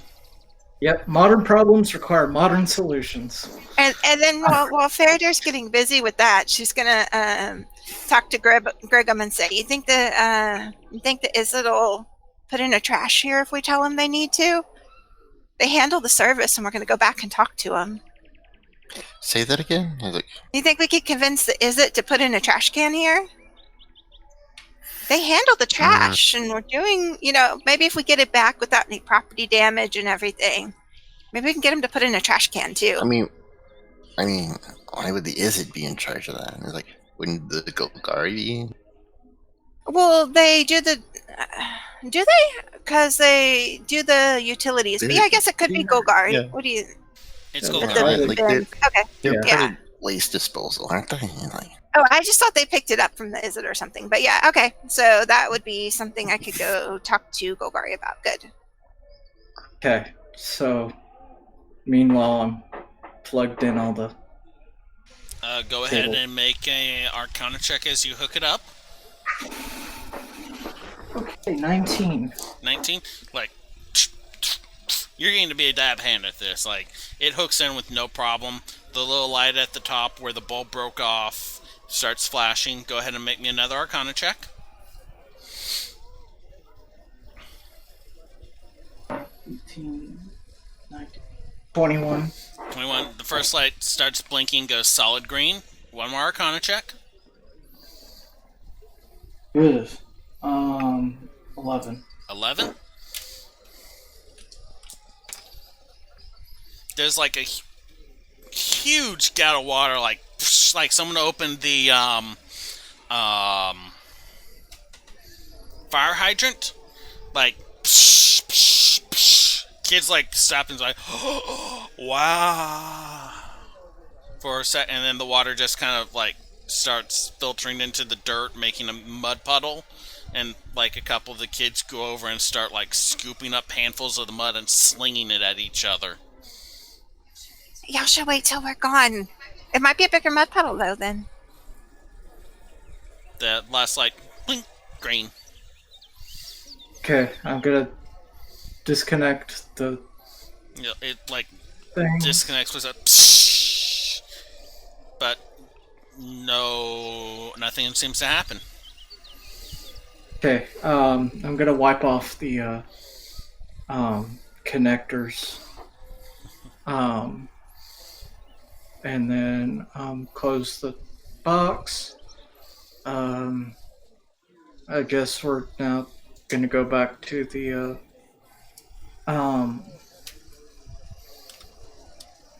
Carriage?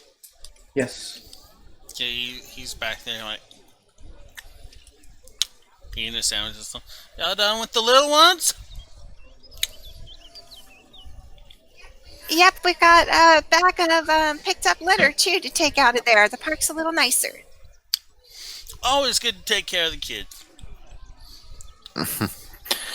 Yep, that's the kind of people we are. So, what's your Here, next? nothing. So whichever way the arrow's pointing, I'll let him know. And I think I needed to pay him for the third stop too. So, y'all been paying enough. I mean, you already gave me like, you kind of, 4 silver. You're pretty good. Let's call it 5 zib. And Okay. he takes the copper coins and like puts them in his pouch. And so folds up like the last. Y'all been interrupting his lunch, so he's got like maybe that much of a sandwich left. He rolls it up into like the little cloth and sits down. So where to next? And which way was the arrow pointing? It's still pointing south. A little further south. So almost to 10th Street. Okay. He's like, and the horse trots off, leading the way. You get the impression that like this would have taken up most of the day walking. So flagging down a carriage saved y'all a good deal of time. He's like, Hooray. so y'all getting all your errands done? Yeah, I might end up having to stop off for a new flask at the end, though. I can't ever have too many of the little useful gadgets. Yep, yep. So the directional medallion continues pointing y'all south, and then south. Y'all hit 10th Street, and it is just like busy, crowded. Like people are shopping and trading, gossiping, nightclubs. It's getting on into the afternoon at this point, so a couple like the entertainment venues are starting to open up. There's a Rakdos club that's starting to see people streaming in and out of. A couple of people coming out of there have like got bruises on them. There's dineries, eateries are starting to open up for the dinner again. Y'all turn to the east and follow along just offside of it to this nice little bridge area with a stream flowing under it. And the previous junction boxes had all been attached to structures, but the arrow is pointing y'all towards a large 20 by 20 shack, just like shack shed made out of like corrugated metal, like right at the edge of the river, with like a pipe going from the back of it down into the water. So does it seem like it's pointing, like if we walked around the shed, does it seem like it's pointing? Yeah, it's pointing inside? into the shed. Like you do a quick circle and it's like, yep. Okay, And Go ahead. I was just going to say, is the shed locked? You kind of tug at the handle and you feel it give for a second, and then a net kind of shoots out of like the upper portion of it and just falls over on top of Ingrid and anyone else standing near the doorway. Go ahead and make me a dexterity saving throw.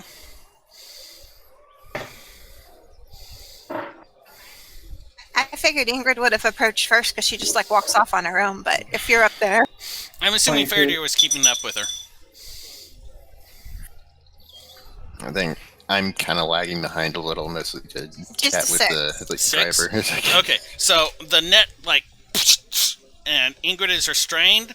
The thing pulls up, so Ingrid's like, yep, in the air, and a little nozzle opens, extends out of the shack and sprays a greenish cloud over Ingrid. Make me a DC 15 Constitution check, please.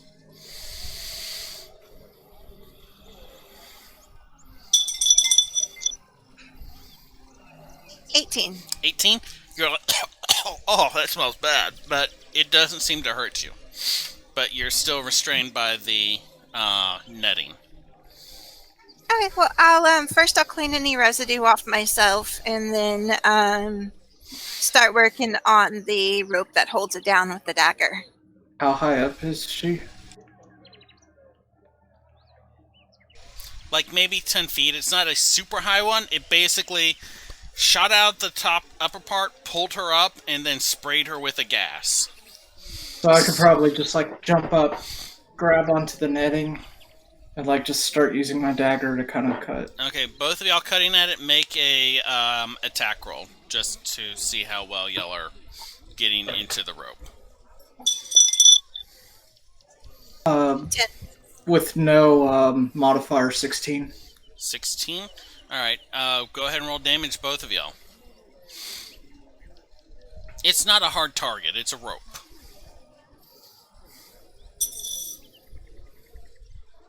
5.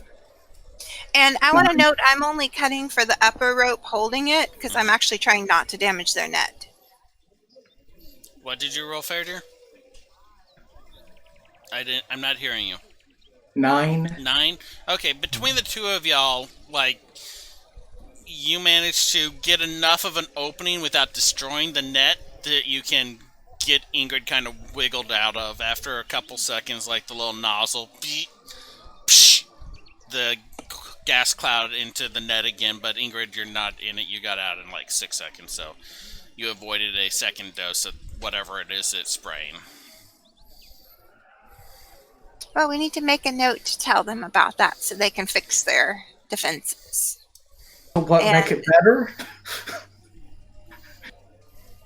Well, I mean, what if someone was trying to get into the water main for bad purposes, you know? And then she tries to handle to see if it's locked. It opens. Okay. Do we see a junction box inside? You see a junction box at the far end of the room. You also notice, like, immediately inside of the doorway, there is, like, a heavy-looking brick suspended from the ceiling. Like, behind the doorway, like, where it would fall down in front of the doorway? Yeah.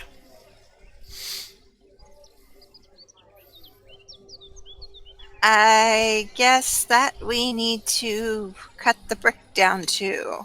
Or you could just blast it. I don't want to take out their whole shed. So, you got something longer like a sword to cut it with? I don't think I can reach up there with my dagger. You're not going to be able to reach up there from outside anyway. Yeah. That's why I was saying, like, Eldritch Blast so it falls.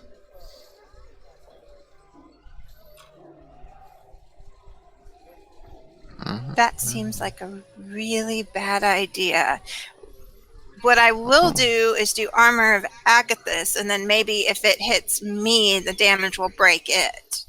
And then I'll step in with Armor of Agathis. Okay, so as Ingrid steps in, go ahead and make me a dexterity saving throw as the floor underneath you collapses. Can I help her? Well, let's see what she rolls. Only a 6. 6. Like, Ingrid, like, okay, takes a step in, whoof, down like 10 feet. You take... Wait, can I make a reaction to try to catch her? Go ahead and make a... roll me your raw dexterity. 19, 20, 21, 22. Can I help? Okay, whoever is helping this, roll me your dexterity with advantage. Okay. Yeah, 22. How good is your dex? It's like, Ingrid gets tentacle grabbed as she's like, whoop! Falls down. There's like a click, and the block drops down into the shaft. I need Fairdeer and Ingrid to both make dexterity saving throws now to avoid it. Okay. 22.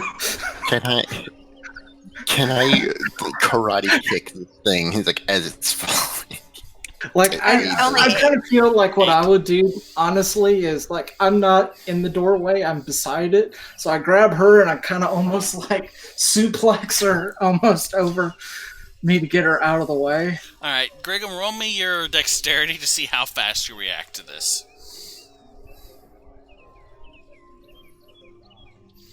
Grigum, go ahead and roll me your dexterity to see how fast you react to this.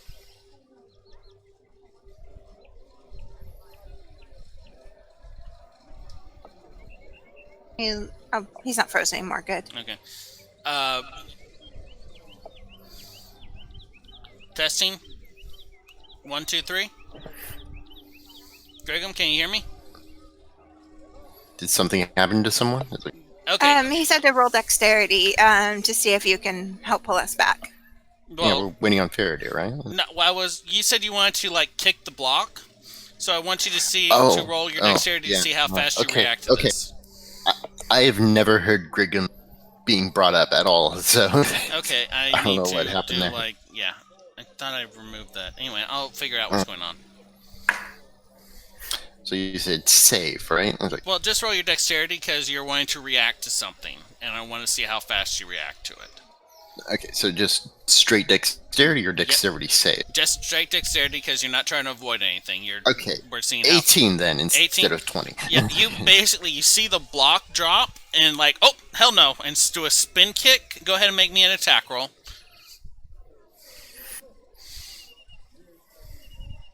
Armed strike +6.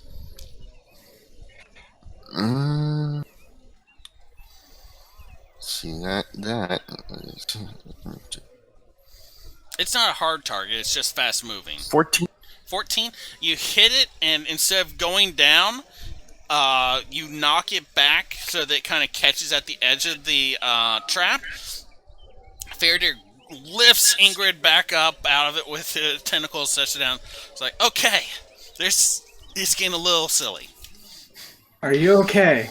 I I don't think your armor's going to help with that. Well, it also gave me temporary extra health, and you can tell she looks more invigorated and slightly icy. Like when she breathes out, like you know what it looks like where you suddenly go outside and your breath is steamy. It's kind of like that, only hot breath into cold air. It's cold breath into hot air. So she looks like a super healthy, sparkly ice pixie. So you are okay. Okay.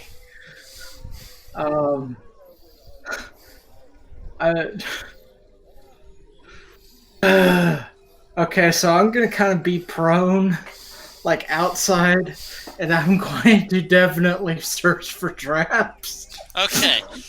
Outside, you're searching for traps? Go ahead and make me a perception check. From, like, inside, but yeah. Okay. I'll ask Watcher to look, too. Go ahead. 15. 15? Watcher only got a 12. 12?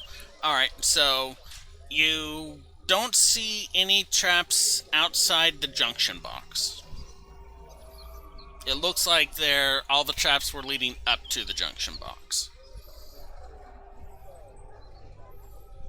I mean, I'm fine. I'm super healthy, so I can go check on the box and see if I can unlock it. You kind of edge around it. Is anyone else coming with you, or I'm going to be shadowing her, just ready to so we can both get hit by a trap. Pick her up. I mean, if it's traps, I probably have the best chance of getting through it and making any saves. And so y'all are all going into the thing then. Okay, how about this? I put the rope around my waist, and I go in with my extra healthy spell crystals, and you guys could try to pull me out if something happens. Okay. If you insist. Okay, so Ingrid goes in by herself, kind of edges around the open pit trap, walks across the room to the junction box. It's locked. Okay, so I'll go ahead and try to unlock. Only a 5. 5? You kind of can't get it. You then all of a sudden click, and there's a sudden flash of light from the box, and all of a sudden, Ingrid is standing outside next to the door, standing outside next to the two of y'all. The door slams closed in front of y'all. A second net shoots out of the opening that the first one came out of. I need everyone to make a dexterity saving throw to avoid being restrained. 13. 19. I was a 19, do you? I was like, Grigham and Faraday like step back. No. The net hits Ingrid, pulls her up, and she gets sprayed. Can I try to cut the rope at this time because I'm more expecting it this time? Go ahead and make me a roll me your dexterity. Okay, that is a 22. 22. I have nothing to cut with, so good luck with that. Go ahead and make the attack roll. You have to hit it and then do enough damage to cut the rope before it pulls her up. That's just straight up. Okay, that would be Like your weapon attack. Yeah. 23. To hit? Okay, roll damage.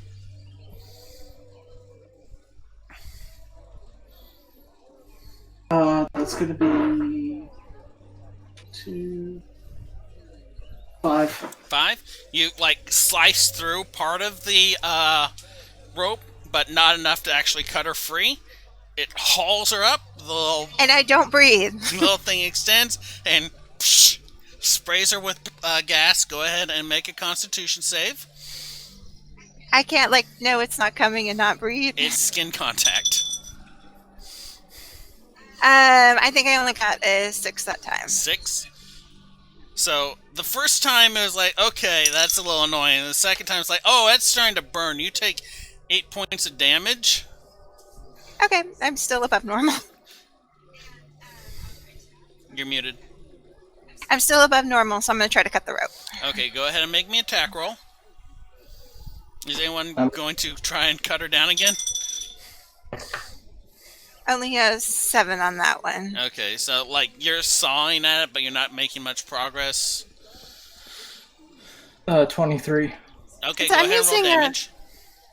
Since I'm using a normal weapon, can I use a bonus attack with the normal weapon? You'd have to have an offhand or multi-attack. You shouldn't have multi-attack at your level. 4. 4? Okay, you cut through, and just like the previous one, you cut a big enough opening because you did 5 damage earlier and it has 9 hit points. So you cut enough of an opening for you to pull Ingrid through as the thing that and sprays out another cloud into the second net. Okay. Guess we ought to disable the sprayer. Yeah, so inside of the thing, can I see the spring mechanism? Inside the shed? The shack. The door closed.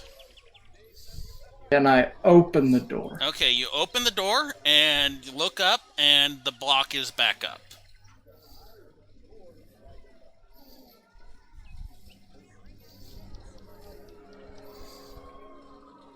So, try stealth maybe. Can contact the ISIT and ask them to turn off the security in the facility, but then they would want to know why from Ratchet. Spanner. Banner. Yeah, I think we better just. Does press anybody on have a this. crowbar?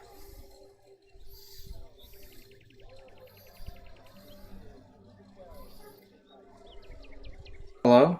I don't know. I'm not tracking your inventories. Oh no, nobody has a crowbar? I have a stick. Greg kind of No, I don't waves have his one. The stick you staff. have is the stick you use. Okay, with the stick, can you hit where we know the pit trap is? Oh, So, sure, why not? I can the do that. the things on the other side. How about we just blast a little shed hole and reach in at the other side of the shed? So you want to go around to the back of the shed, blast through the metal? That is my current plan. If everyone's on board with a little bit of property damage. And the other option is, Grigum, you're going to basically floor strike the pit trap. Yep. All right. Okay. So, Ziziva, while you're going around to the back to like figure out like, okay, I can blast through here. Grigum, you take the staff and go ahead and make me an attack roll. Alrighty. 17. 17. You like jab the staff down into like where Ingrid stepped. The thing swings down. There's a click from above. The brick block drops down into the hole with a heavy thud. Ziziva, Ingrid, go ahead and roll me your attack to try and blast through the corrugated metal on the back. Did we notice if the shed had a floor? Yeah, it's just like a cobblestone floor, except for where that pit trap is. It drops down into a hole, but it's made to look like cobblestone as well. Everyone clear the front doorway just in case?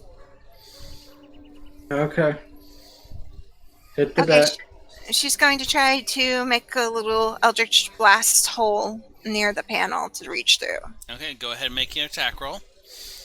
I'm assuming that you're not within 5 feet of it, so that you don't act with disadvantage on this. Sounds like a very good assumption. Okay, so you take like 5 feet back and fall into the river. Because it's like literally backed up against the river. That would be something my character would know. Okay. Walking back there, obviously. Yeah. You want me to roll with disadvantage? No, you're fine. Go ahead and roll this. I'm having fun. Like, you're not Okay, falling, 21. You're just like standing in water. 21. Okay, so roll your damage.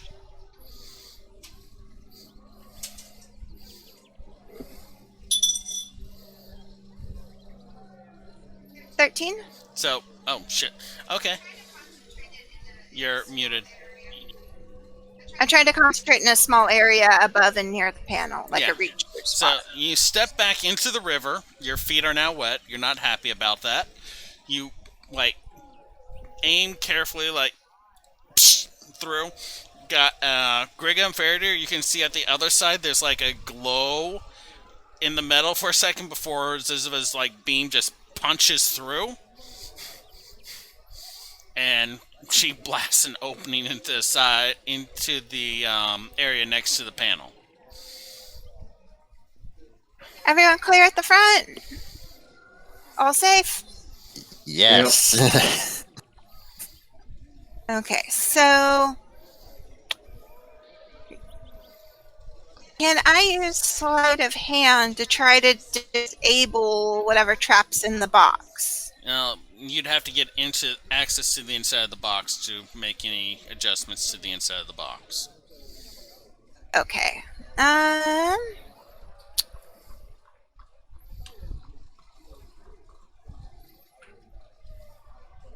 Anyone want to try to disable the gas spitter beforehand, or no?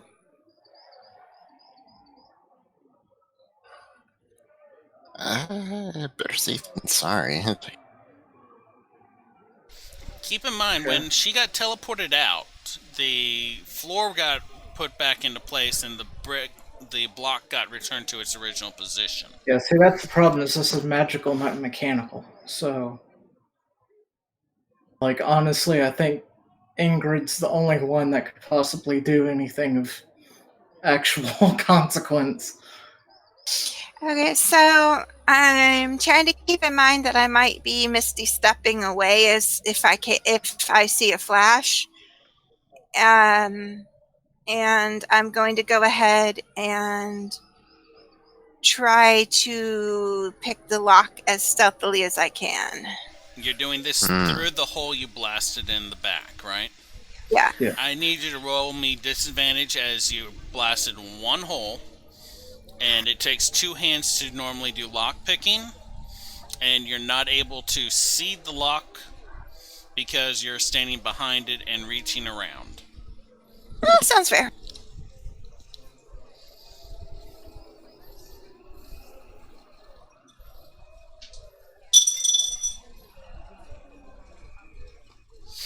Ten. 10.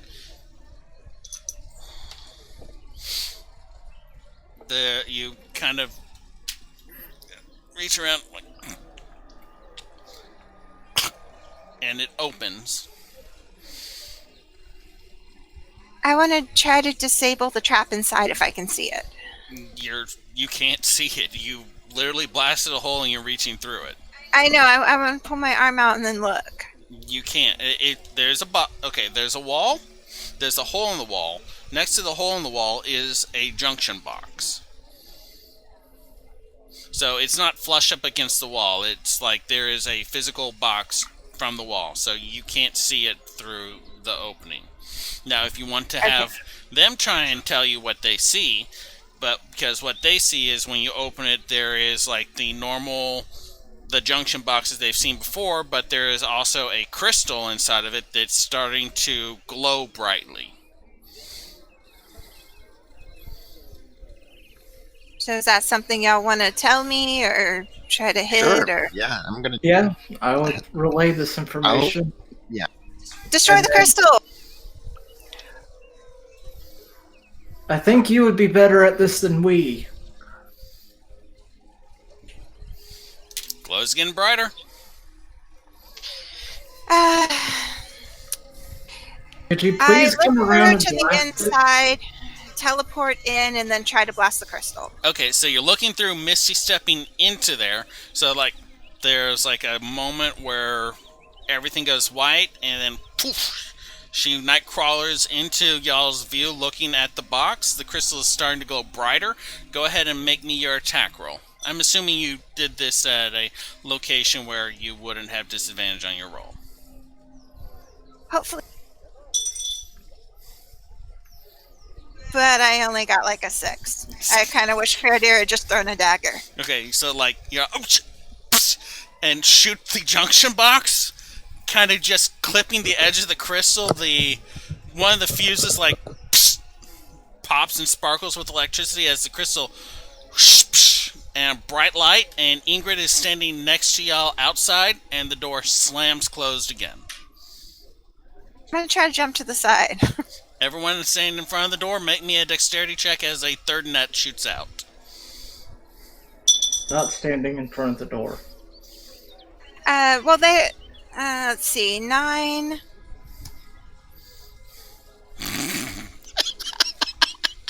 Oh, can I make an attack at the net? Go ahead and make an attack because you've gone through this enough that you know what's coming.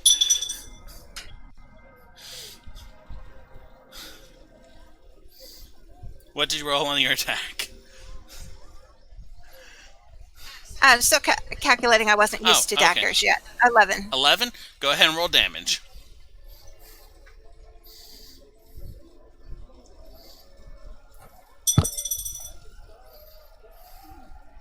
Six. Okay, you like, oh, no! Cut at it, and up. Beep, beep. Go ahead and roll Constitution.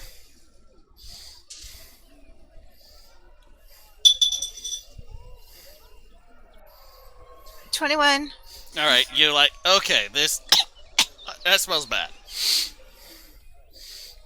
So Ingrid is, for the third time, just kind of hanging out there, being sprayed down with poison gas.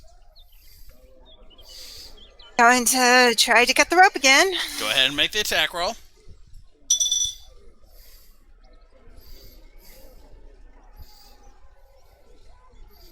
$14. Okay, go ahead and roll damage.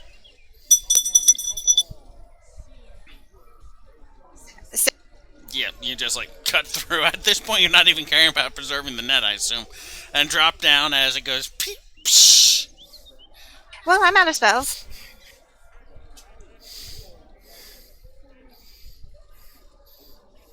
I think at this point, let's take a short break, stretch, clear our head, and curse the Izzet and their over-engineered traps. So let's take a 15-minute break, get us something to eat, stretch your leg, calm down, think about this, and we will be back shortly. Everyone, I hope you're laughing as much as I am. I,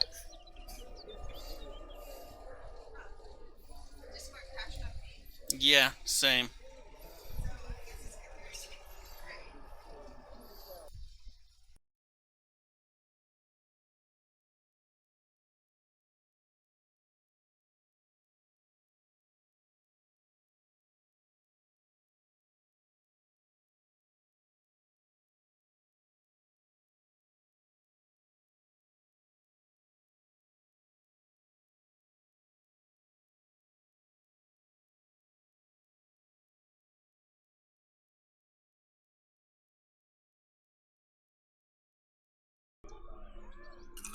And we are back. Hello, everyone. Had a little bit of a longer break. I timed that perfectly to get Mage taking a bite.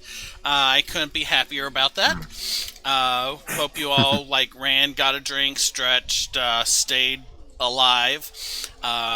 Previous to this, we've had the little group completing a task for a Is It Ratchet Fairy with no real. I mean, there was that one that kind of got angry at y'all, but not too many issues up till this point. Y'all have just been cascading through these traps. Second reset. Ingrid has been caught by the net trap every time. Sprayed. She's mostly been fine, except for that one of the times she's like, "Oh, that burns a little." So 3 nets. So we got a net by the door with the poison sprayer. Then you open it up, and there's a fall trap and a block that drops trap. And then if you miss the lock, there's a crystal that will reset things and stick you at the net trap. Trap summary. That we know of. So I'm going to take a short break.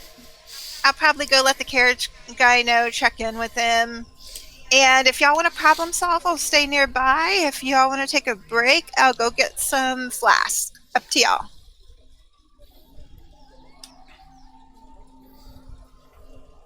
Carriage driver, when you go up to him, he's finally finished his lunch. He's saying they're holding a novel.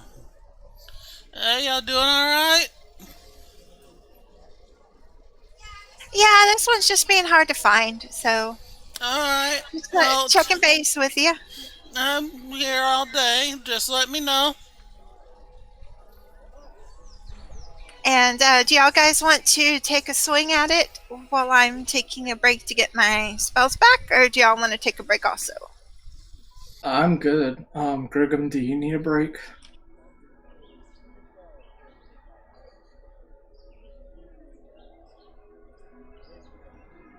Can anyone hear me? Yes. yes, I can hear you. Okay. Grigum, are you going to take a break too, or are you going to carry on with Fairdeer? Well, if everyone's taking a break, I may as well have a sit down. Well, Ingrid's taking a minute to collect herself, have a short snack, and regain her energy that she expended. Fairdeer says that he's going to continue on, so it's up to you, or you can flip your decisionist coin. Nah, we're good here. Okay. The door's closed, right? Yep. Okay. And the net is happening right on the spot. It's about a 10-foot area in front of the door. But that's already been triggered. How does the door open? It opens inward. And is it or is it a It's push? just a latch and push. Rope. So, tie rope around the handle, go back further than 10 feet, pull, Okay. You open the door. Hold to shut the door? The door opens inward. The door's already open? It's unlocked, but it opens inward. Pulling it would shut it. No, okay, so I have rope around the handle. Uh-huh. get back 10 feet, pull on the rope so that it does the handle and the door opens inward. But Okay, so net. you're triggering the handle with the rope. Right. Okay. So that I can open the door while being out of the range of the net. The door... You'd still have to push it with something, wouldn't you? The latch unlocks, but the door doesn't swing open because you're pulling on it. And the net doesn't fire? No. The net had already fired. Like, it fired when Ingrid got teleported outside. Okay, so I open the door. Alright. The door, the floor is back in place, the brick is back in place above the door. Brigham?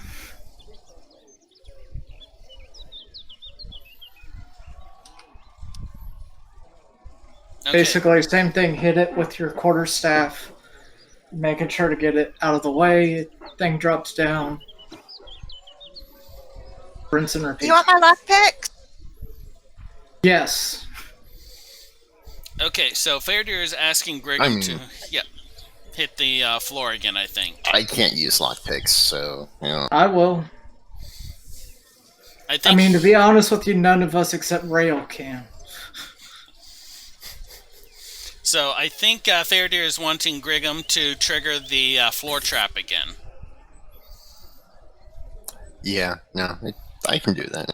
Alright, so go ahead and make an attack roll for me. Alright. I think statistically, Fairdeer has a +1 higher than me on using my lockpicks. I have a +3 on dex. I mean, really now, what's the difference between lockpicks and a calligraphy pen? I was like, the lockpicks will probably not break. Tension bars? So what was that so roll? all the better for me. The roll is 19. 19? Easy spy. Pop.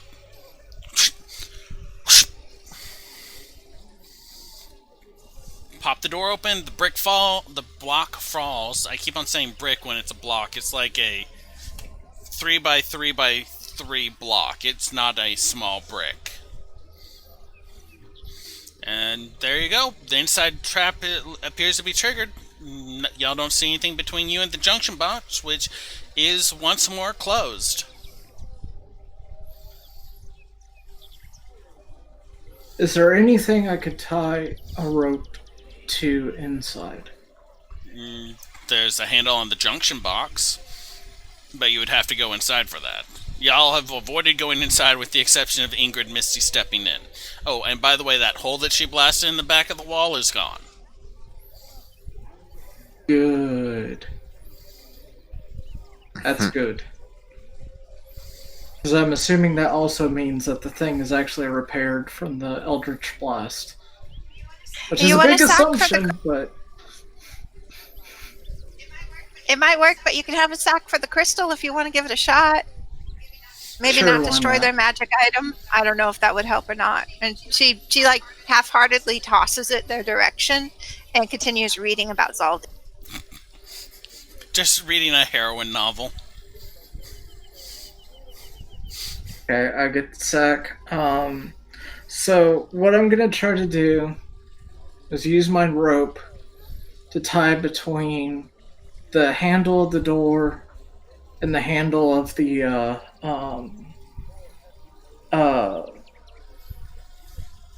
Junction box? yes. I don't know why I am certain words today. Okay, so you go into the room, because you cannot tie it to get onto the junction box without going into the room. You go into the room, you tie the rope to the junction box, you then go back to tie the rope to the handle, and there is a... So the door... Huh? Okay, sorry. There's a flash of light from the junction box, and all of a sudden you find yourself standing outside, holding a rope, and anyone standing in front of the door of the building, go ahead and make me a dexterity check to avoid the net. Does that include me? Yes, it teleports you right into the center of the net trap. I think that's only you at this point. That would be 15. 15, you step to the side as the net hits the ground, retracts, the little nozzle extends, and then it's done. Like, we go through this enough times, this will be just like the. Well, now towards we the know end of, that what it is it, happens Space if we Quest. touch the box. Galaxy Quest, that was it. Okay, so Why is there these things inside my ship's engine? It makes no opening the sense. door. Okay, so opening the door again, Grigum, if you would. Traps are both back in place. Yep, doors opened. I'm asking Grigum to do the same thing on the pit trap.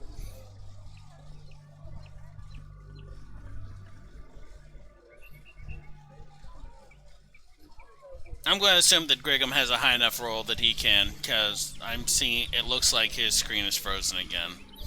Because he hasn't blinked or blunk? What's the past tense? Anyway, Blink. yeah.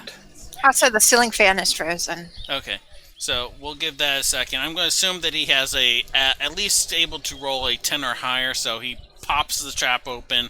The brick falls down, and there you are. You're free to enter in the room again. Arcana check. Okay, go ahead and make a roll. That's gonna be a 19. 19. Every time someone has entered into the room, 6 seconds afterwards, the teleportation crystal has gone off and teleported whoever was inside the room out. And reset all the traps. I leave the room. Did you go into the room or did you just open the door? Okay, yeah. So, Oh, hold on. Oh, hi. Okay. Wow. Everything. Welcome just kinda back. went- Yeah, I'm here. Did May just cause it? Faradir's causing another reset for y'all. Grigum. He no, we entered the- haven't gone in He yet. didn't go in, but he figured out the trigger for the teleportation crystal. It's that 6 seconds after anyone has entered in the room, it's triggered, teleported everyone inside the room out, and reset the shack.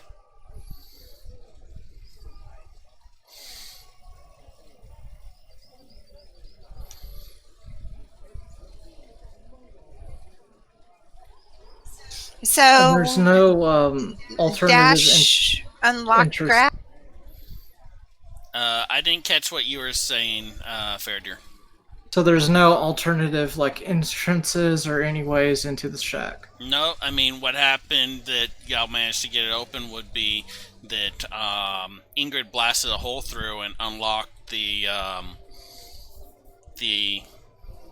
box from outside. Because she didn't actually walk into the room, she reached into the room with her arm through the hole that she blasted. Okay, so the question is that you said this is corrugated metal. How is it actually fastened? It's like welded together at the corners, if that's what you're asking about. Shit. So not like screwed into. No, this is solid construct. It looks kind of shabby, but like as you get in there, you notice like, oh, this is just looking like shit because this is not the best neighborhood. This is actually pretty well constructed. Like she rolled huge on her damage roll. She rolled a 16 blasting through that metal, and she barely blasted through. And so the metal is actually pretty good quality metal. Yeah, it's good metal. It's not like 10. It's... And that was max damage on my Eldritch Blast too for 30. Great. Wonderful.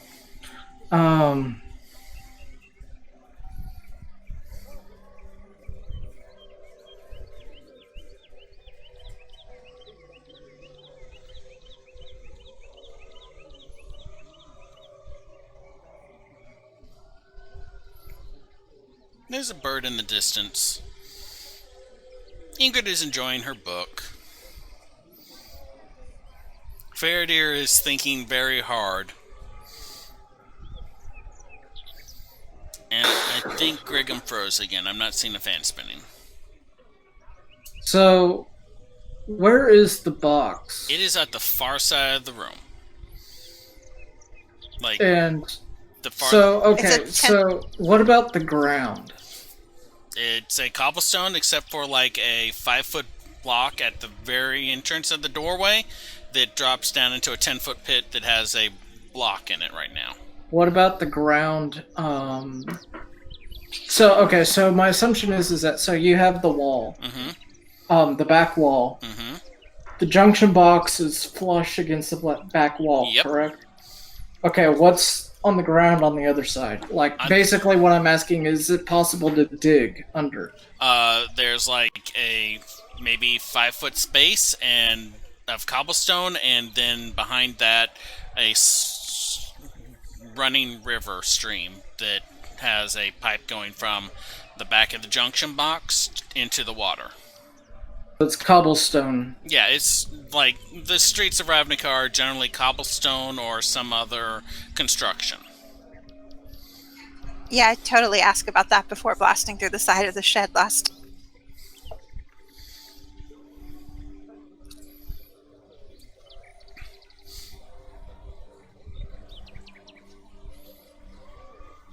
You know that, like, these... You know what? Fuck it. I climbed on the ceiling. Okay. I play a game of Floor is Lava. Okay. You didn't check it for chat. Nothing happens. You, like, sticky to the wall. Wait a second. Okay, I wait 6 seconds. Nothing happens. Thank God. Okay. So I go along the ceiling and then just kind of like Tom Cruise Mission Impossible down and pick the lock from upside down. Go ahead and make me a lockpick roll at disadvantage because you're doing this upside down. Okay. 14, 15, 16, 17 to unlock. 17.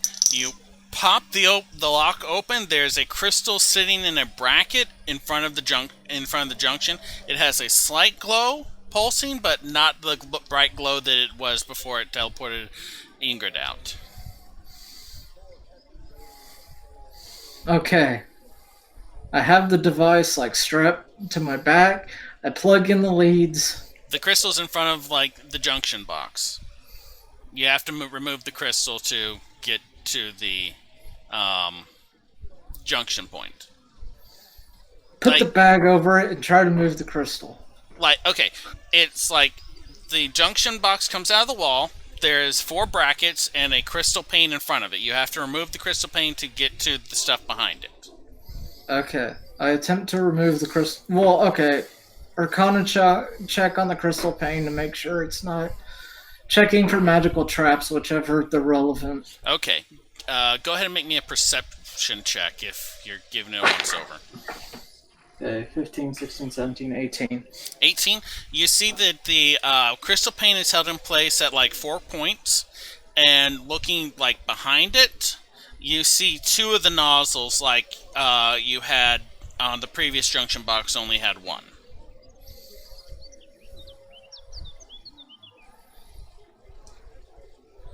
Can I safely remove the crystal? Yeah, go ahead and make me a Thieves' Tools check with disadvantage because you're still hanging upside down.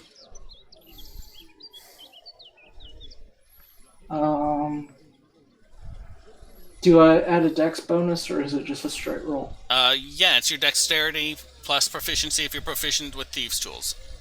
20. 20? That's with disadvantage? Yes, I got a 18 and a 17. So you, like... Beep. And as you take it off, there's a click, and a gout of fire sprays out from the secondary nozzle. I need you to roll dexterity check. 15. 15. You barely lift up in time and take 4 points of heat damage as fire just gouts across the room. I don't care. I plug the stupid leads in and turn on the machine. Make an Arcana check.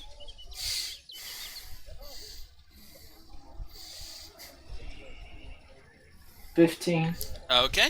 You, like... Shh! And the light starts blinking. Make another Arcana check. I didn't hear 23. I think you muted. It says. Can y'all hear her? I'm not hearing her over my headset. Yeah, they're not hearing you. Make sure you're not muted at the headset. How's it going over there, Grigum? There you go. I guess it just got accidentally pressed while we were having a... I'm sorry, what? How's it going over there, The second Grigum? one is 22, and Fairdeer is like in a fugue state. He does not care. The rest of the world does not exist. He just wants to get this thing done and done with. All right, the first light blinks and goes green. Meanwhile, Grigum is pretty much standing back and is just enjoying the show. And I wish I had a drink third right roll now. is going to be 14, 15, 16, 17. 17. The last light starts blinking and green. Beep. Okay, is it done? Is it the done state? It seems to be done. All the others stopped at this point. Pull the leads out. You got, Scuttle back over. You're not going to give him that crystal back? Grab the door frame and just kind of flip and land kind of Spider-Man down. Go ahead and roll me an acrobatics for that last bit. Sure. Oh, okay. So that's gonna be a 8. Yeah, so, there's a little stumble, but Faraday manages to stick the landing. Does anybody have Alchemist Fire? You do.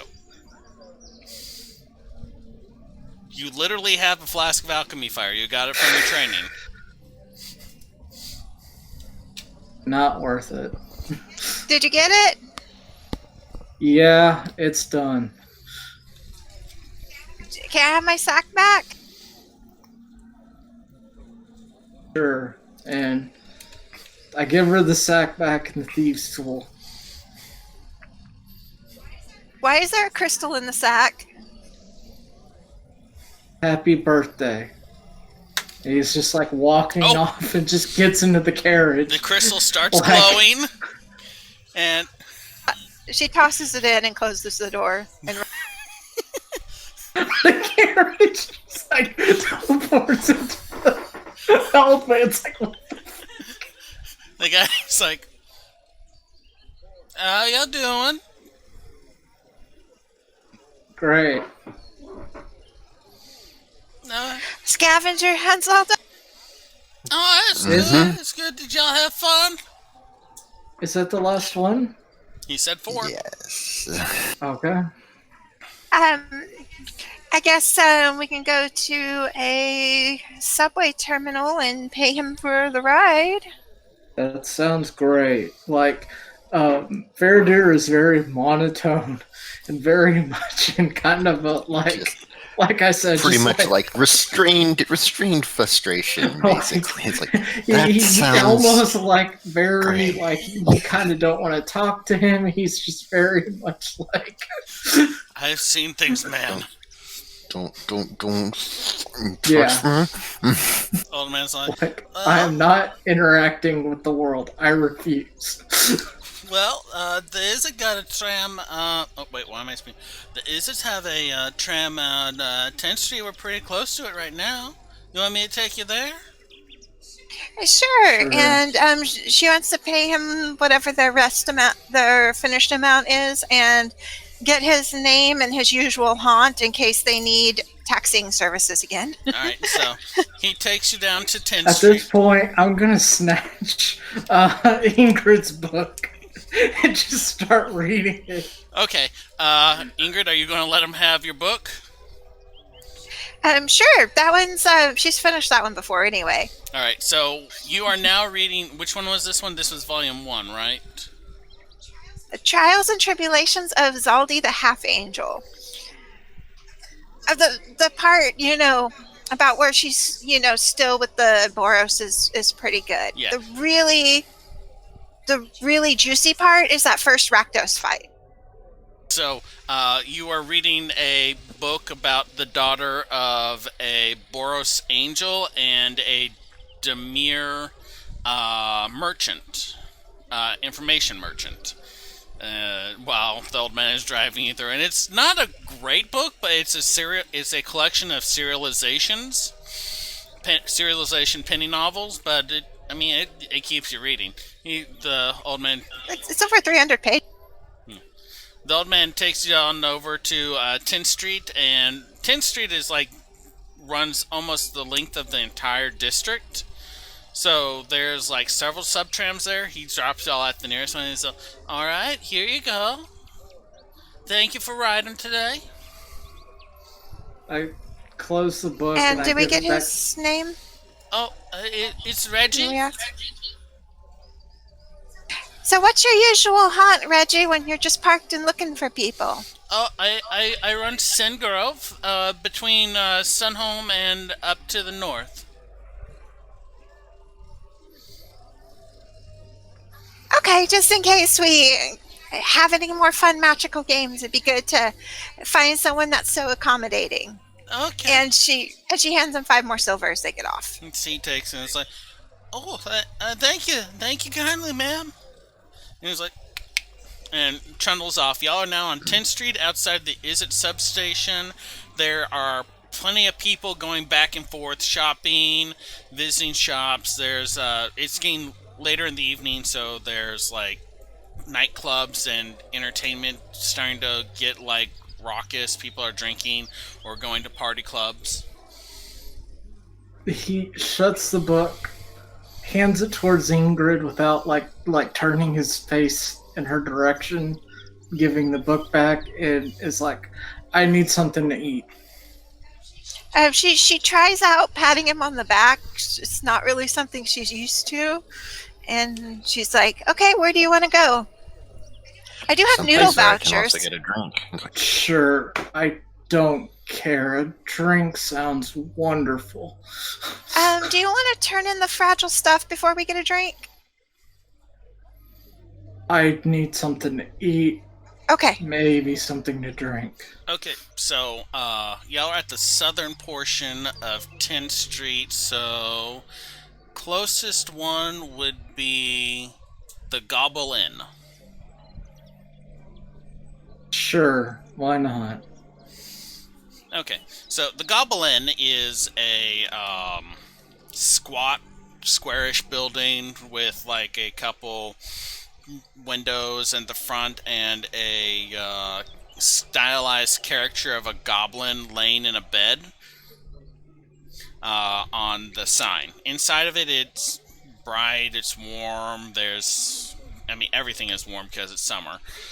There's people drinking. There's barmaids and maiders. Maiders? Yeah, I think that's the word.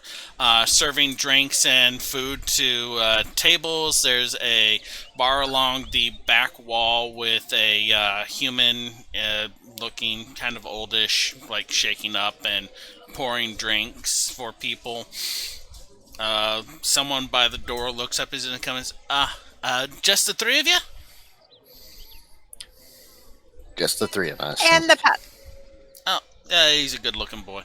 And they kind of like stand up, walk on over to a table, pull out a few chairs for you. And so sit. Tonight we're serving a duck with a pressed duck with apricot and roasted veg. Sure. I'll take one of that. What's the strongest drink you have? That would be a 10th Street special.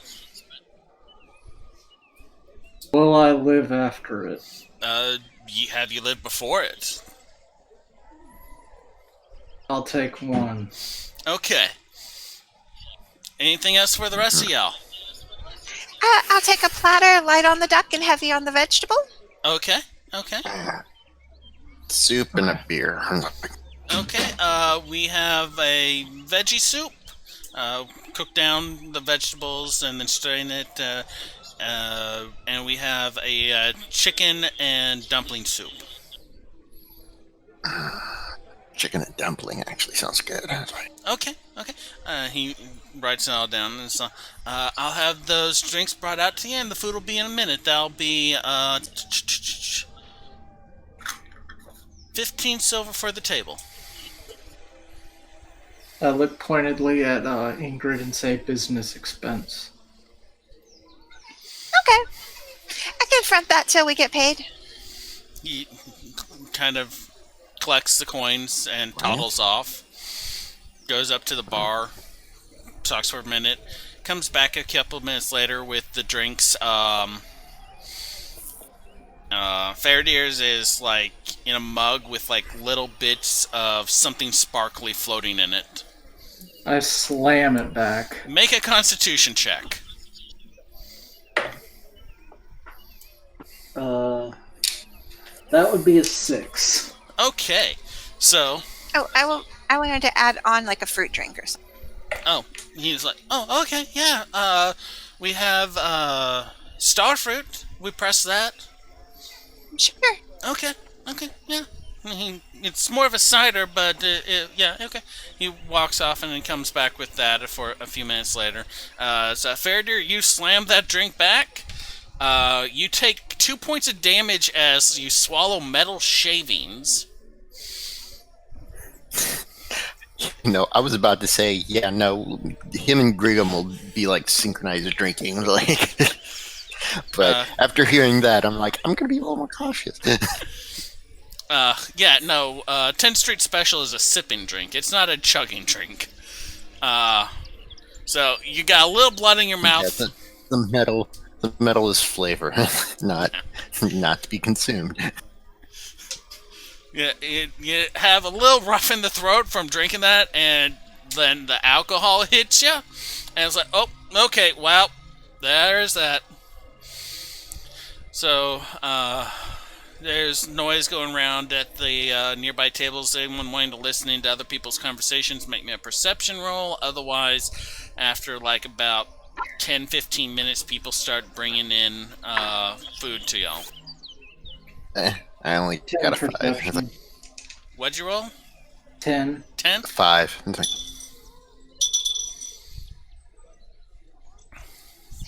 A 16 for me and 14 for Watcher.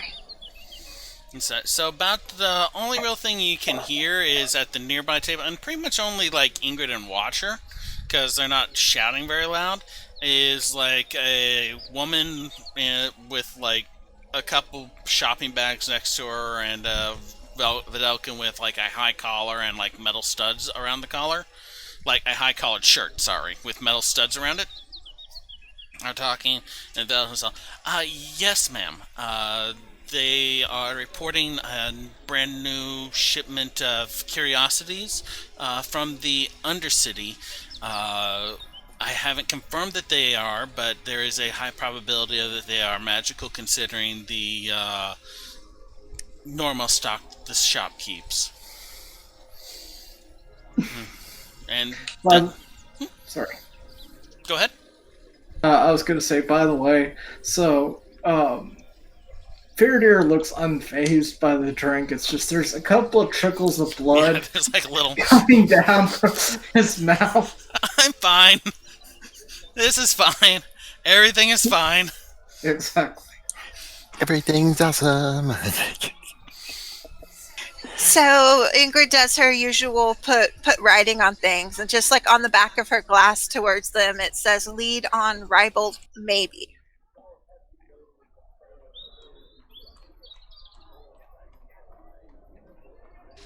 About 15. So how did the woman look at the booth? The woman looked maybe in her late 40s, early 50s, like very noble bearing, drawn skin. She had very formal attire on. She looks actually a little out of place considering the things this may. You feel like she didn't choose to meet this person at this location. Just from like the impression you get that she seemed very uncomfortable in here. And she left not long after the conversation finishes, and y'all start receiving the plate, the modified plate with the less duck. They just have like a single strip of the duck meat as opposed to like the half of the duck that Faradir has, and the bread bowl of chicken and broth and dumplings that's delivered to Grigham. That actually sounds amazing. Thank you.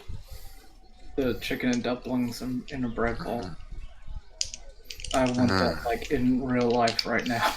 Like we've actually discussed like when I have detailed enough dishes for y'all to collect them all into like a cookbook. That would be interesting. So Ingrid's going to turn her notebook to a page and write down what she heard and said it might be a lead on what was it? Uncle Rybold dropping off Undercity stuff, or just maybe interesting magic items. We could find out what kind of stores are nearby if y'all want to pursue that, maybe after we drop off these crazy things. She like writes that on the paper and then passes it to both of them, and then like drops the effect once they read it. Now, you didn't get the name of whatever shop they were talking about. You just heard. No, I know. Is the Vidalkin still there? He's still there eating. The woman left. Okay, can I tell, like, is the Vidalkin wearing, like, Simic? Go ahead and make any other me. gilded insignia? I'd say an investigation. Go ahead and make me an investigation roll. Sure. 16. You notice that he has a pair of cufflinks that are the House Demir spider symbol. It leads you to believe that this may be a Demir information broker. Oh, okay.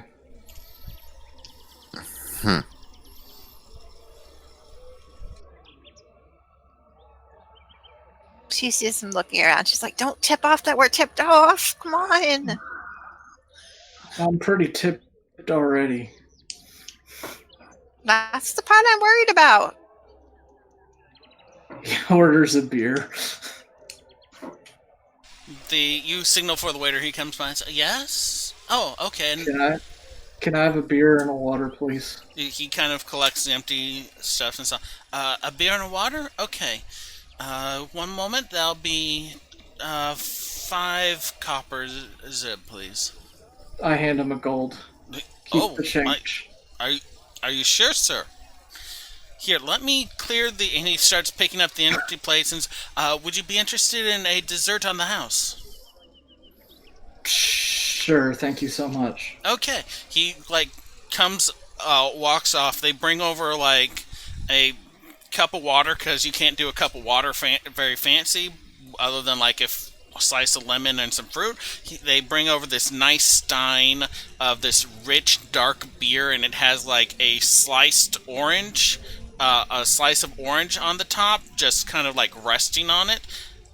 They bring over like a few rolls of this sweet bread with a jam filling, and a couple strawberries and other fruits that have been dipped in like chocolates and caramels. And he's like, your dessert on the house. Is there anything else we can get for you? Would you be interested in a room for the evening?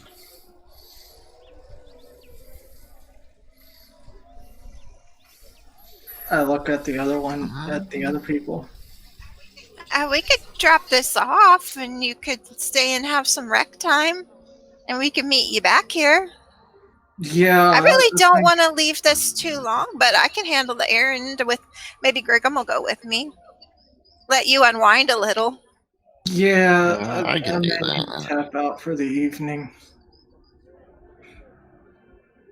And I look towards the waiter. Thank you for the hospitality. He nods. Certainly. So, 1 room for the night? Yes, please. Alright, companionship or anything? I look towards the dog. I'm good. Oh, Thank you. Okay. Yeah, certainly. I see. We'll have you in one of the upstairs rooms then, okay? Sounds good to me. And it's like, they run off, and like a couple minutes later, they bring in a little key with the placard on it that has like the floor and room written on it. So y'all have a pleasant evening. Let us know if you need anything. We'll be happy to deliver food or drink to your room. Just let us know in Can I advance. get a Probably. Can I get another plate of the duck and a water bowl for? Certainly, certainly. Would you like any? Would you like a bottle service?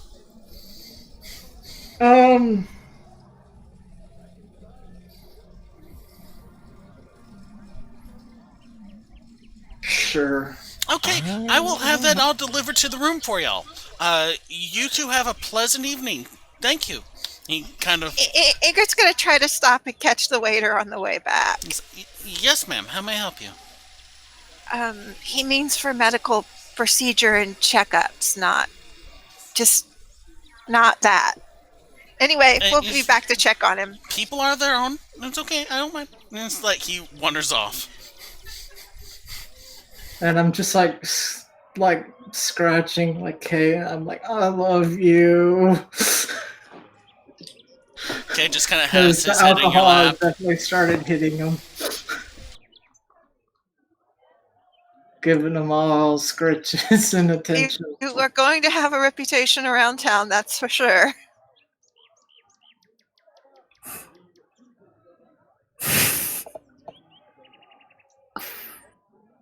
I mean, this dude has tentacles and says, I'd like a room.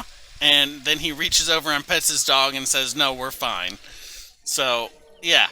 Yeah, for companionship. Mm-hmm. Yeah. Well, look, when he's trying to sell you companionship. He's like, I already have a companion. What?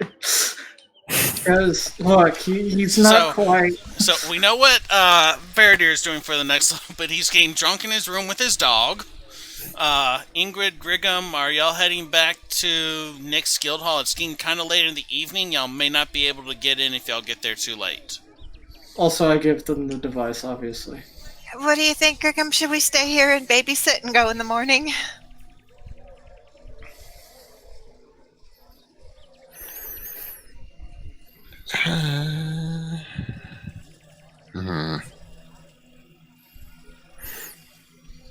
Part of me just wants to get this over with now. Like, yeah, me too. I mean, the Ratchet Fairy lives there, so there's got to be admittance in and out. We could go try, and we could come back if it fails. I'm sure Faradir doesn't want to see this device that I took from him ever again, because I assume you gave it to me to take care of the errand. So. Mm-hmm. And you still have the medallion, right? Yeah. So do you want to give it a shot, and if it fails, we can come back and make sure he's okay? Maybe check for curiosity shot.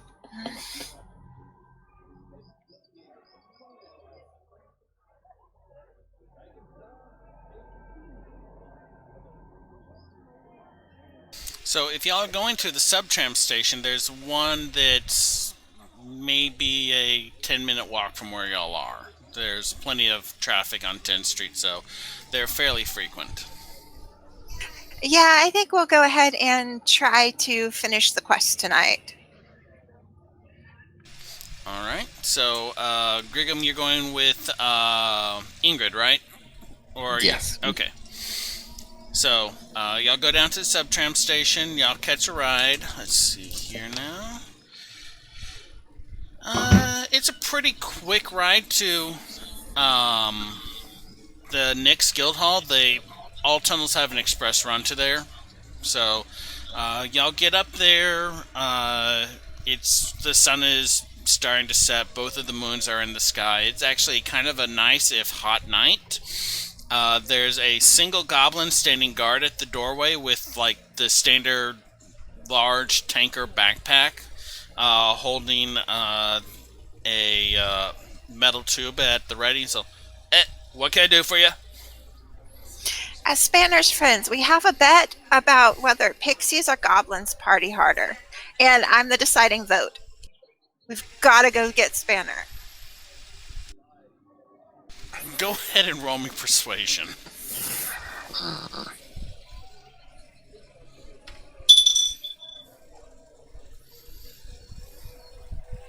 Natural 20, so 23. He's all, fine. Okay, look. You know the answer to this. Get in. He's like, he opens the door. Okay, well, we'll go up and see Spanner. So, having gone through the labyrinth of hallways before y'all find your way back to the lab of metallurgy, there's a lot fewer people in there, but even now it's not shut down. There's still like electricity crackling in the air and bubbling metal in containers. The night shift seems to be going where they're just mostly maintaining lab conditions for the next day's work. They look up as you come in, but go back to their own business because they're busy and you're not someone that they've interacted with before. I'm going to try to head over to where Spanner is to give a little tiny prestidigitation knock. You like, beep, beep. Like, there's a second, and Spanner like flitters out. It's like, what? Hi. Oh, hey, y'all! Hi! How are y'all doing? Are y'all okay? Hi. Did it go okay? Mhm. Excellent. And we didn't lose the other one. He just needed a drink really bad. Oh, after. okay. I thought he got eaten. No, in fact, I got one of them in the flask for you, even.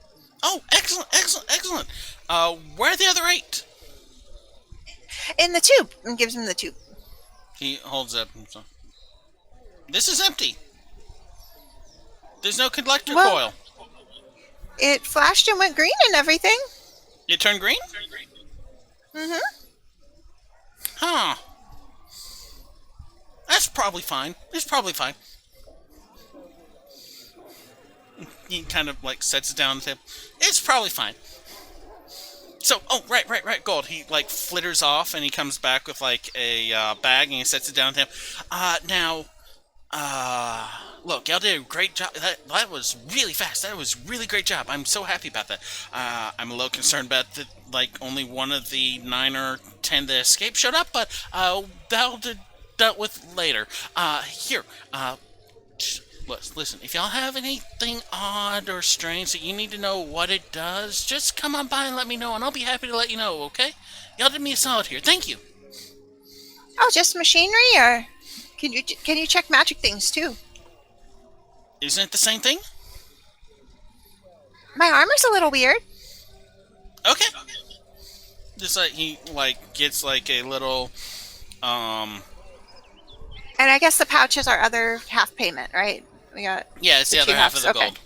He gets like a little monocle, like a jeweler's monocle, and it's got like a little thin slice of what looks like pearl, like sliced to the point that it's almost transparent. And he like gets over and and he starts like flitzing around the armor. It's actually very uncomfortable for you because he's like within an inch or two of the armor, and you never took it off. So he's like crawling up under your cloak and checking over parts of it. And this is about 10-minute examination. It's like flies off, flitters over into the his little cubicle house, and comes back with like some pixie-sized books, and he starts writing stuff down. And he like goes back. He's so it appears to be made out of adamantine. It has a very basic enchantment that will reduce if you get hit really, really hard. It won't hurt as much. It's basically kind of like our shock padding, where, you know, if we get hit with like a horse kick, it hurts, but it doesn't hurt nearly as bad. It does that, but it has no real unique properties beyond that. It looks really old though, so you may want to check with the historian or something. But yeah, this is like, and he like knocks on it a little. You're uncomfortable for a second as he's knocking on the breastplate. It's like, yeah, it's sturdy. Luckily, it's not like one of those form-fitted ones. It's a nice, safe, domed ones that Yeah. actually work and deflect blows. And she does. So she's like, so I told them to get in that we were settling about who parties harder, pixies or goblins. So if you do want to go out, we're going to go back and check on a friend at a bar. But I understand if you need to sleep in for work. Oh, no, I'm off tomorrow. Here, hold on a second. I just need to, wake myself up. Hold on. He, reaches up. Okay, I'm ready. Now, Let's do this. Now, no guaranteeing that would be super hard, but actual partying. But you can come out and hang out, and we're at a goblin bar. The Goblin isn't a goblin bar. Oh, it's not? No. Okay. It just has, it's a pun name, and it has a stylized goblin on the sign. Everyone in there was, people. Human, elf, Vidalkin. The dude at the door that was serving y'all was a goblin, but he seemed singular. It does not strike you as, the overall patronage.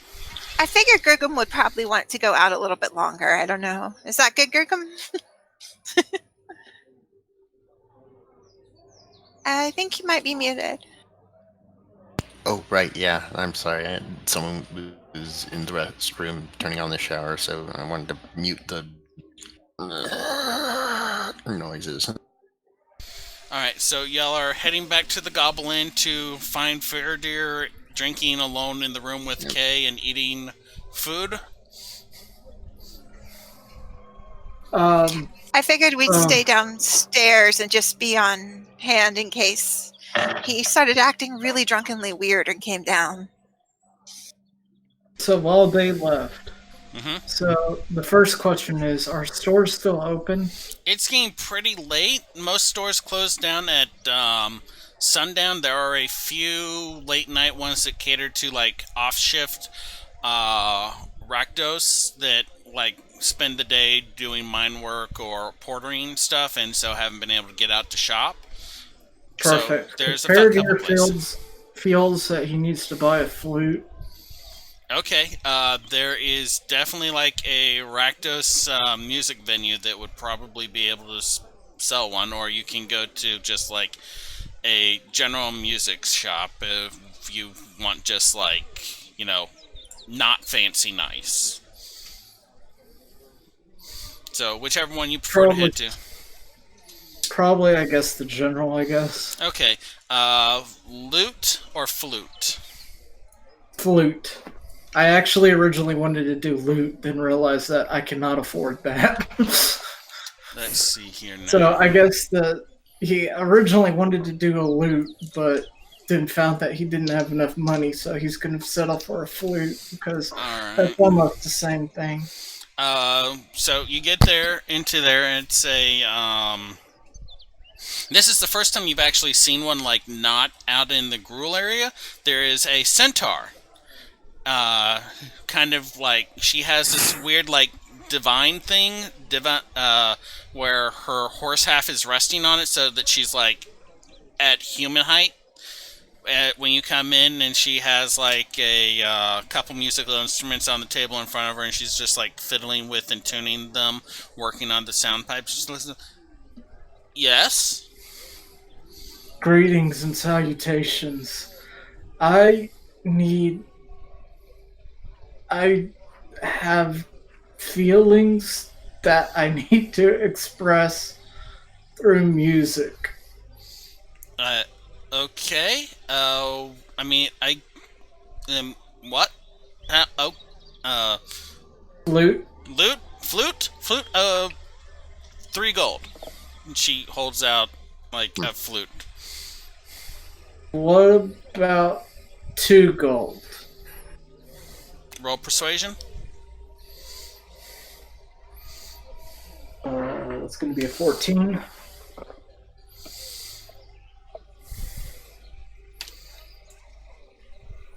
$2 gold, 5 silver. Deal.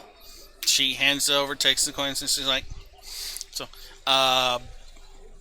you stay safe. Have a nice night. Let me know if you need anything else. Thank you. I'm sorry about your feelings. She kind of like quietly goes back to working on the reed on the instrument that she was repairing, half watching you out the corner of her eye. Is this the multi-class into bar? I stumble back into the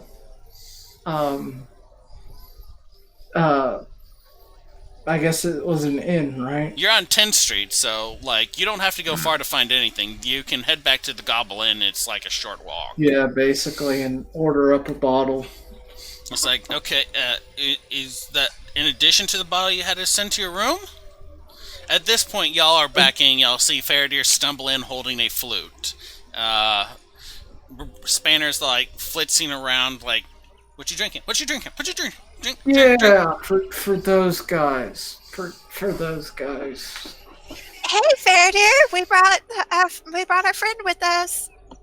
Hi. Spanner flits over and is like, "Hi, I'm so glad you didn't get eaten. I thought that like you had gotten eaten or drowned or something like that had happened." Too fast.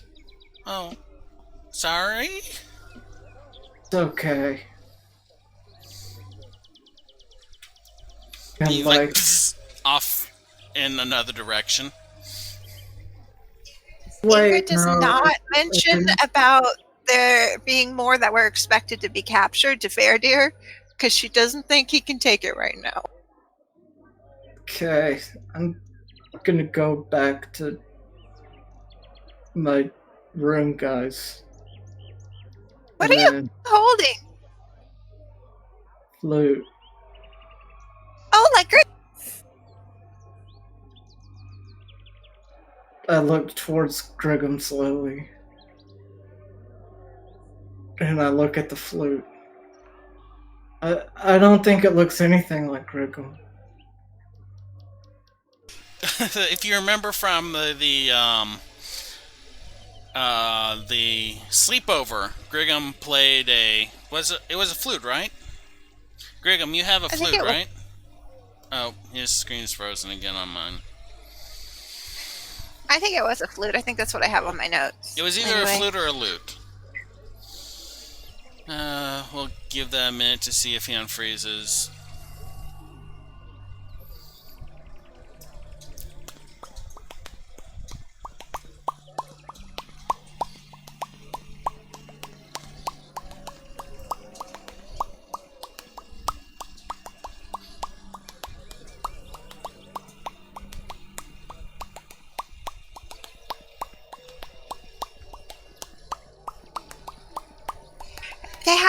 They have a nice roast duck meal with veggies and stuff. We could see about maybe getting a tiny platter if you want.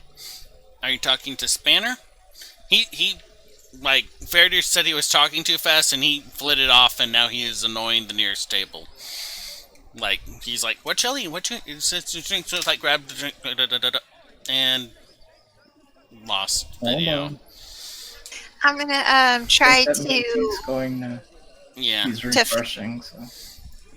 To flag down the waiter to get a super tiny pork and veggie platter for the pixie, plus a couple little diced fruits with topping, like Faradir had. I lost connection entirely. Sorry. It's like. Okay. So Grigum has a flute and is comparing his flute to Grigum's. Well, I have a pan flute, so it.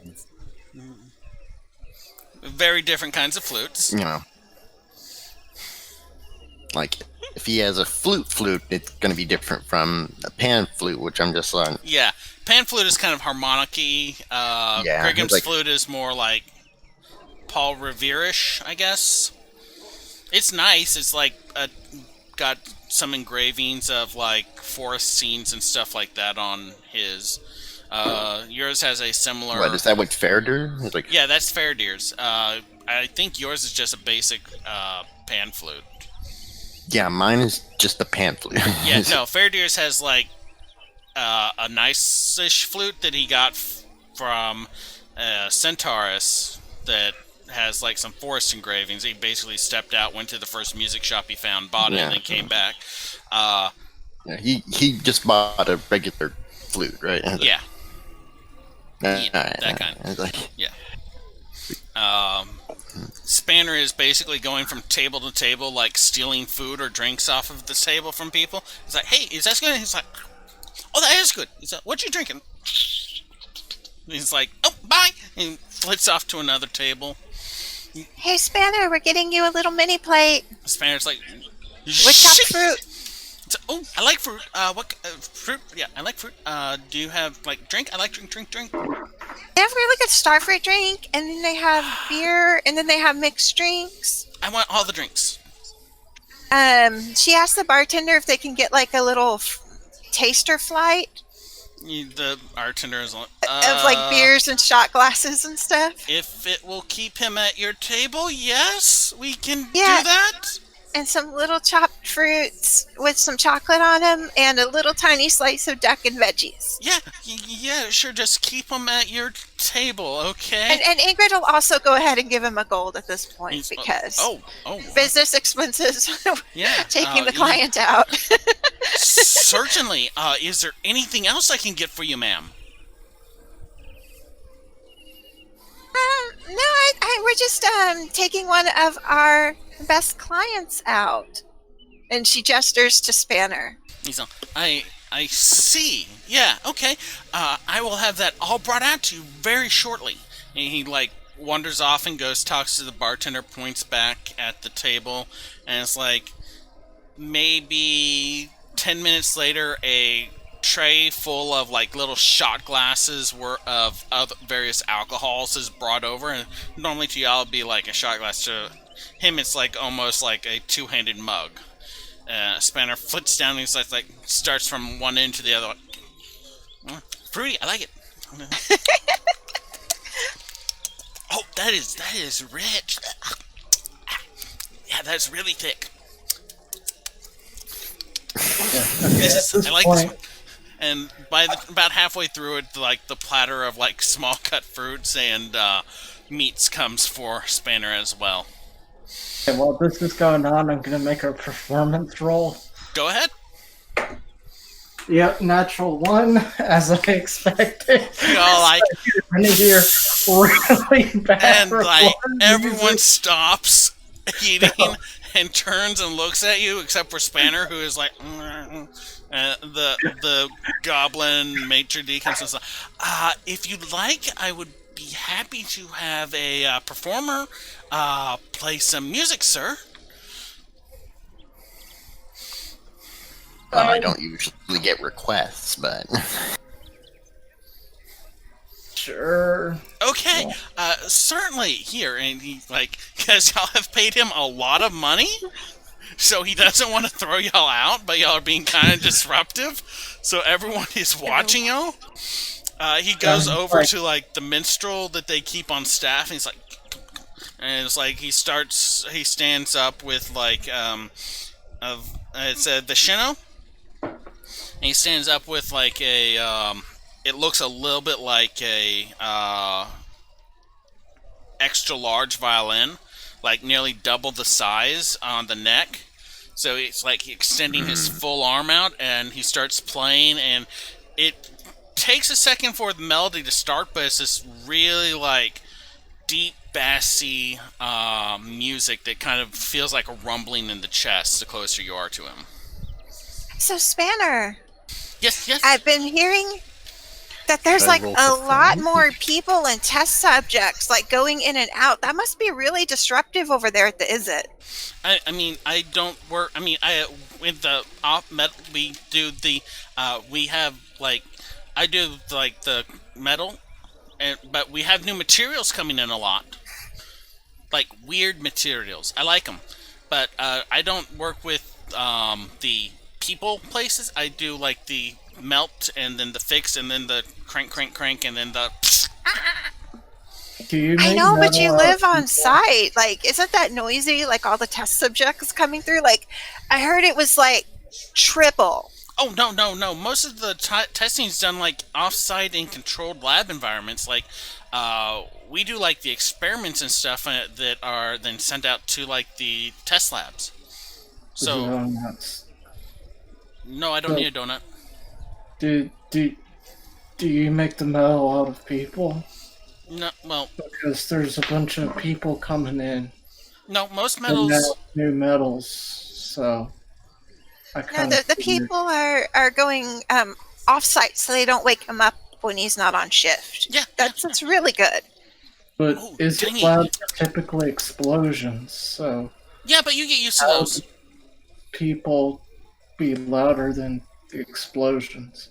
Oh, I mean, like it's not louder than the explosion. It's the explosion is really loud, and then there's like yelling and screaming and like crackling noises sometimes. Do you not hear yourself because of the explosions? Is that why you're so loud? I didn't think I was. I'm sorry. Okay. And I put like a hand over him. He's like literally a foot tall, so you basically headlock him. He's like, Aw, I was like, You're good just the way you are. I'm assuming he eventually gets like, released. Yeah. it's loud and explosive.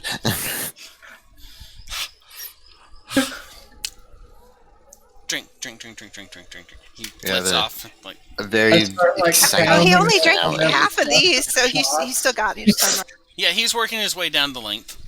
I'm working my way on the other across the lane. Well, like he These has. aren't his size. Order your own. These are like shot glasses, so you're basically like. Yeah. It's like, okay. Then when she says order your own, I'm like, that's a good idea. And I You've had two. You've already ordered a bottle for the room. You've ordered a bottle for the tape for Grigham and Ingrid. So it's like, are you sure you want a third bottle, sir? No. You want part of this bottle? This bottle? Do you want to go get Kay and get that bottle? Okay, flight. Yeah, sure. Okay. Will be fine. I haven't opened it yet, so we could just take business expense. It's like it takes like 15 more minutes or so because these are larger than like the shot glasses that they set up for Spanner, but they bring you like a flight of the various beers that they have arranged from like there's like a really like almost clear pale one all the way to like one that is like thick black and a little oozy. I put an arm around the wearer. You're a good guy. No touching too. bad. Oh, sorry. It's okay. It's like You provide good service. Fair, dear. You're going to be going places. Here, dear. we try. Sit and give me your key. I'm going to go get Kay down here with us so he's not lonely. I look around, and I'm like, where's You left me? You left Kay in a room, right? Because you were getting a room? Where's Kay? Give me a perception check. For me too. Anyone that's looking for K. 14. Let's see now. Like, I am utterly preoccupied. 15 from 2 me. with the natural 1. And a non-natural 20 for Watcher. Grigham is like sitting there staring at Spanner and Faraday's alcohol. But the rest of y'all just notice. Enjoying mine and just like. The rest of y'all. I scoot him over the bottle too. The rest of y'all notice like that at a table, like 4 tables away from y'all, Kay is sitting on the chair with like a bib around his neck and with like food on a platter in front of him, and he's like, he is being utterly spoiled. You gotta stop that shit right now. No, he's a good boy. Faraday has no idea how this happened. He's like, he doesn't have paws on the table or anything like that. He's sitting in the chair, like sitting straight up, and he's like, I go and give him scratches on the head. he's like, leans into a little bit, but then goes back to eating. Yeah, he's a smart boy. He knows how to handle himself. Like a person. I just ask Watcher to keep an eye and make sure he's okay while we're hanging at the table. Watcher kind of like gives you an affirmative and flitters up to one of the rafters, and the goblin looks. That's okay. Great. Okay. Adventurers. Yay. Gold! I have gold. Yay. And Spanner is like getting towards the end of it, and he's like sitting on the table, his legs split. So. Need to stay here tonight, Spanner? No, I'm good. I'm good. He said I'm good.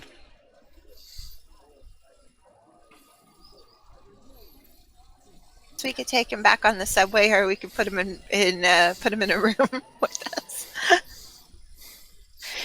So, Tires, y'all take him out, get him drunk, and kidnap him. Well, we can't take him back drunk, probably.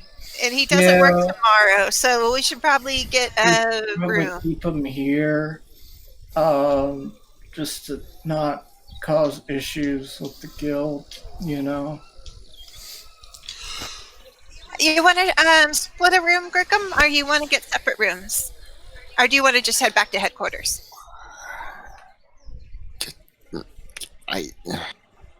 I'll sleep in my office. Okay, I'll get a room here so we can take Spanner back in a legit manner in the morning. Okay, so y'all are. Grigham is heading back to the office. It's Fairdeer and Ingrid and Spanner are going to stay at the Goblin.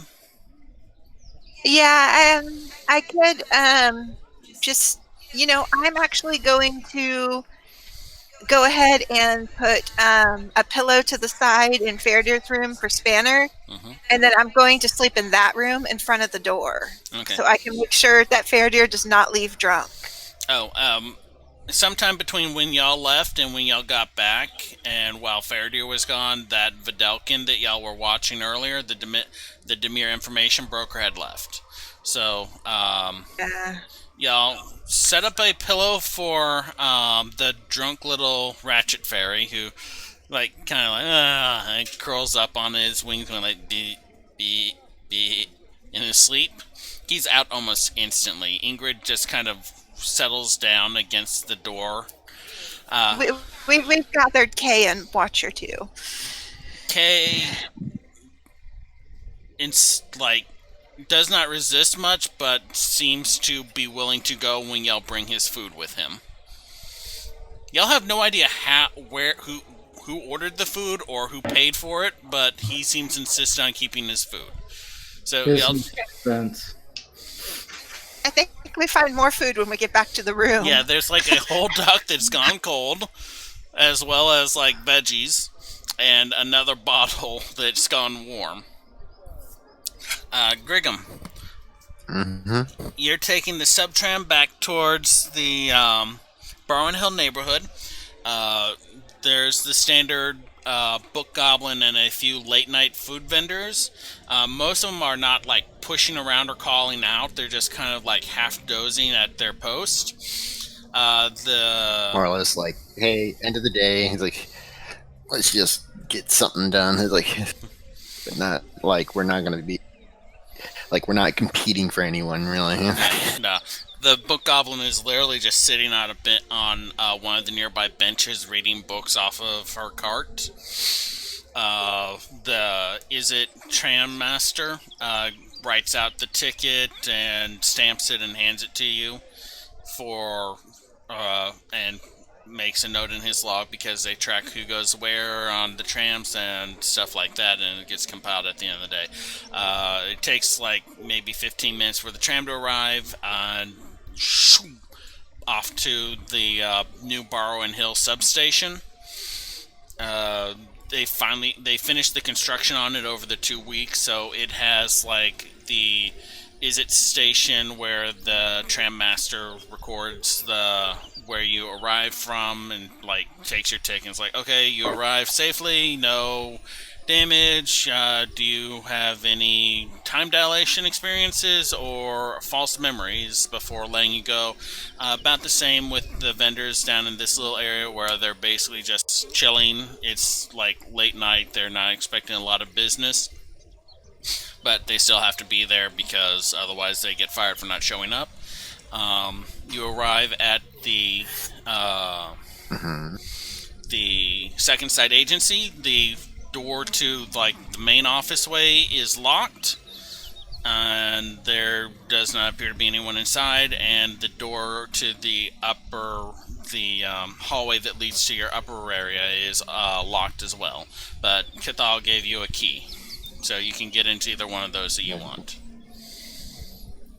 So I'm more or less just going to go to the office itself. I'm like, okay, you unlock the door to the main part of the office.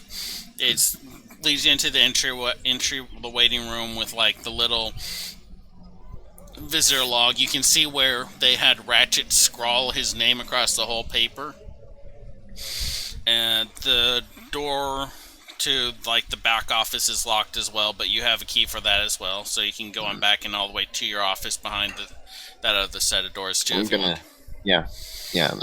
am gonna be locking my locking things behind me as well. I'm like, all right, so you go through like the lobby, lock the door behind you, unlock the door to the conference room, open it, and Pan is sitting at the table, like reading a book, and he looks.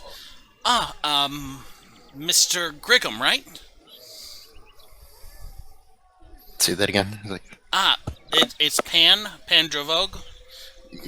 Half your sentence disappeared. Okay, so you open the door to the meeting room, and Pan Dravog, the gentleman who was wearing like the business suit, the very fancy cut suit with like the pencil mustache, is sitting at the table holding a book and reading it in like it looks like sleep pajamas with like the classic capping. Looks like, Mr. Griggum, correct? How can I help you tonight?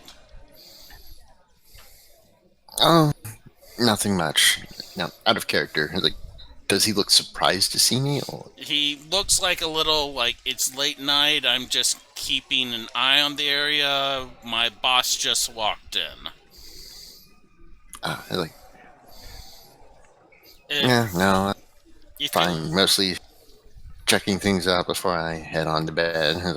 Daldra and Miss Rosefury are upstairs now. I am supposed to get Daldra in about 2 hours for her shift. Is there anything you need, sir? Nah, nothing. It's all right. Just as a heads up, I'm going to be sleeping in the office. In your office and not the bunks? It's been that kind of night. Should I bring you a pillow, It's been sir? that kind of day. I more or less just want to be ready for tomorrow. Very well, sir. Should I schedule like an appointment with the bathhouse for you in the morning? You know, why not? Let's make it a me day. It's like, very good, sir. I will. And he puts a little note in the book, closes it, and goes over to the shelf of office supplies and pulls down a piece of paper and starts writing stuff down. It's just for you, or should I make an appointment for the rest of the your associates as well? Yes. you probably should ask them individually. I will have Miss Cathal contact them then. Thank you, sir. He makes a note, folds, and is like, I will bring a pillow and a blanket down for you as well. Have a nice night. And he gestures to your office and then unlocks the door that you had just locked and locks it behind him. You can hear him going out through the front door, locking that, and then another door as he goes up, and you can hear like, and then up the Very stairs. meticulous, and I like it. It's like, So, well, I'm just gonna get into my office proper. It's like, all right. You can see Cathal put like it's only like a 10 by 10 space, I think. So there's not a lot of room, but she did put like a basic writing desk in each of the rooms for y'all. Let's see here now. actually, before I quite settle in. I want to take a quick look at what he was reading. Oh, he left it on the top. It's just, what languages do you speak? I speak... Hang on. Let me see my sheet again. It's like... Common, Goblin, and Sylvan. It's like... Sylvan? Okay. It would be in common at this... Yeah, that one would be common. He was reading something called, Backdoor Deals. You would have to actually open it up and read through it to, like, know what it's about. There's no summation page or anything like that.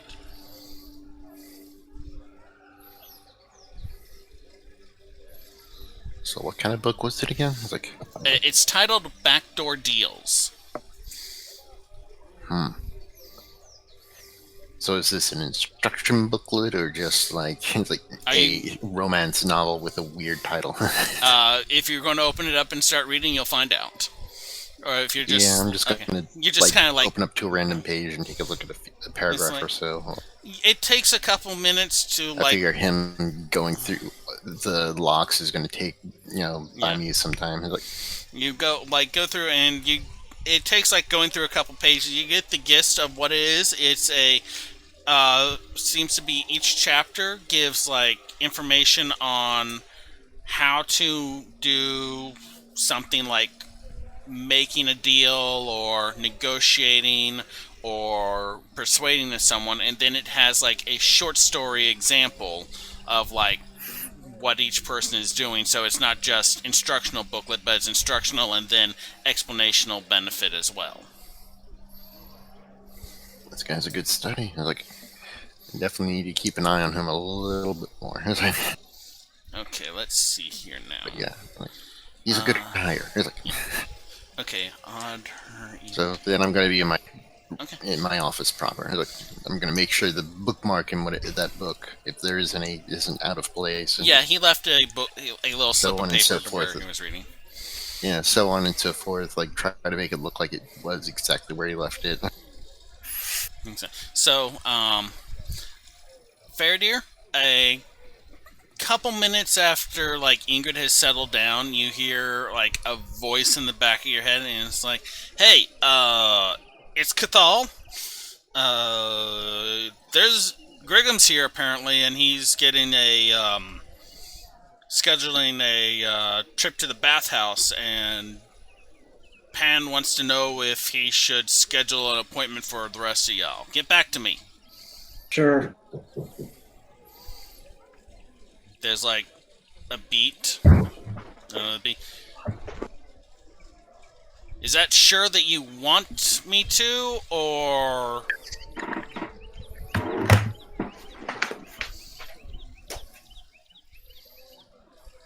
Hello? You can respond to this message. I'm guessing family interrupt.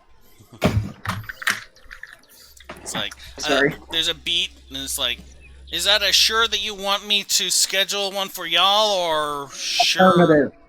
Okay. Like, there's a beat, and it's like, okay, Ingrid too? I'd look over at Ingrid. Ingrid, bathhouse tomorrow? Yay or no? Sure. I think you especially are going to really need one tomorrow. Make that two. Hold the fries.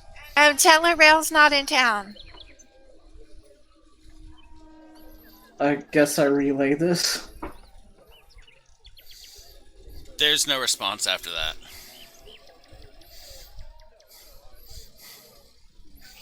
Okay, and don't leave the room for tonight. You need to be where you'll sober up. You're hearing voices too, right? No. Go to bed. See, Kay's a good boy. He's laying down. Be a good boy, Fair Deer. Be a good boy. Go to bed. Kay's laying down and, like, lapping at the bowl of water that's out for him and chewing on, like, the cold duck that got just left in the room. And I'm gonna sleep in front of the door so you can't leave. And Watcher's gonna watch and make sure no one breaks in. and we're going to figure out how much of a bill you personally ran up tomorrow. But luckily, we're probably all going to get paid out of the share. So go to bed. Okay, when do you want me to start my watch? Go to bed. Okay, I'll sleep like 4 hours and then I'll keep watch. Okay, try sleeping like 7, and then we'll order you some coffee. Go to bed.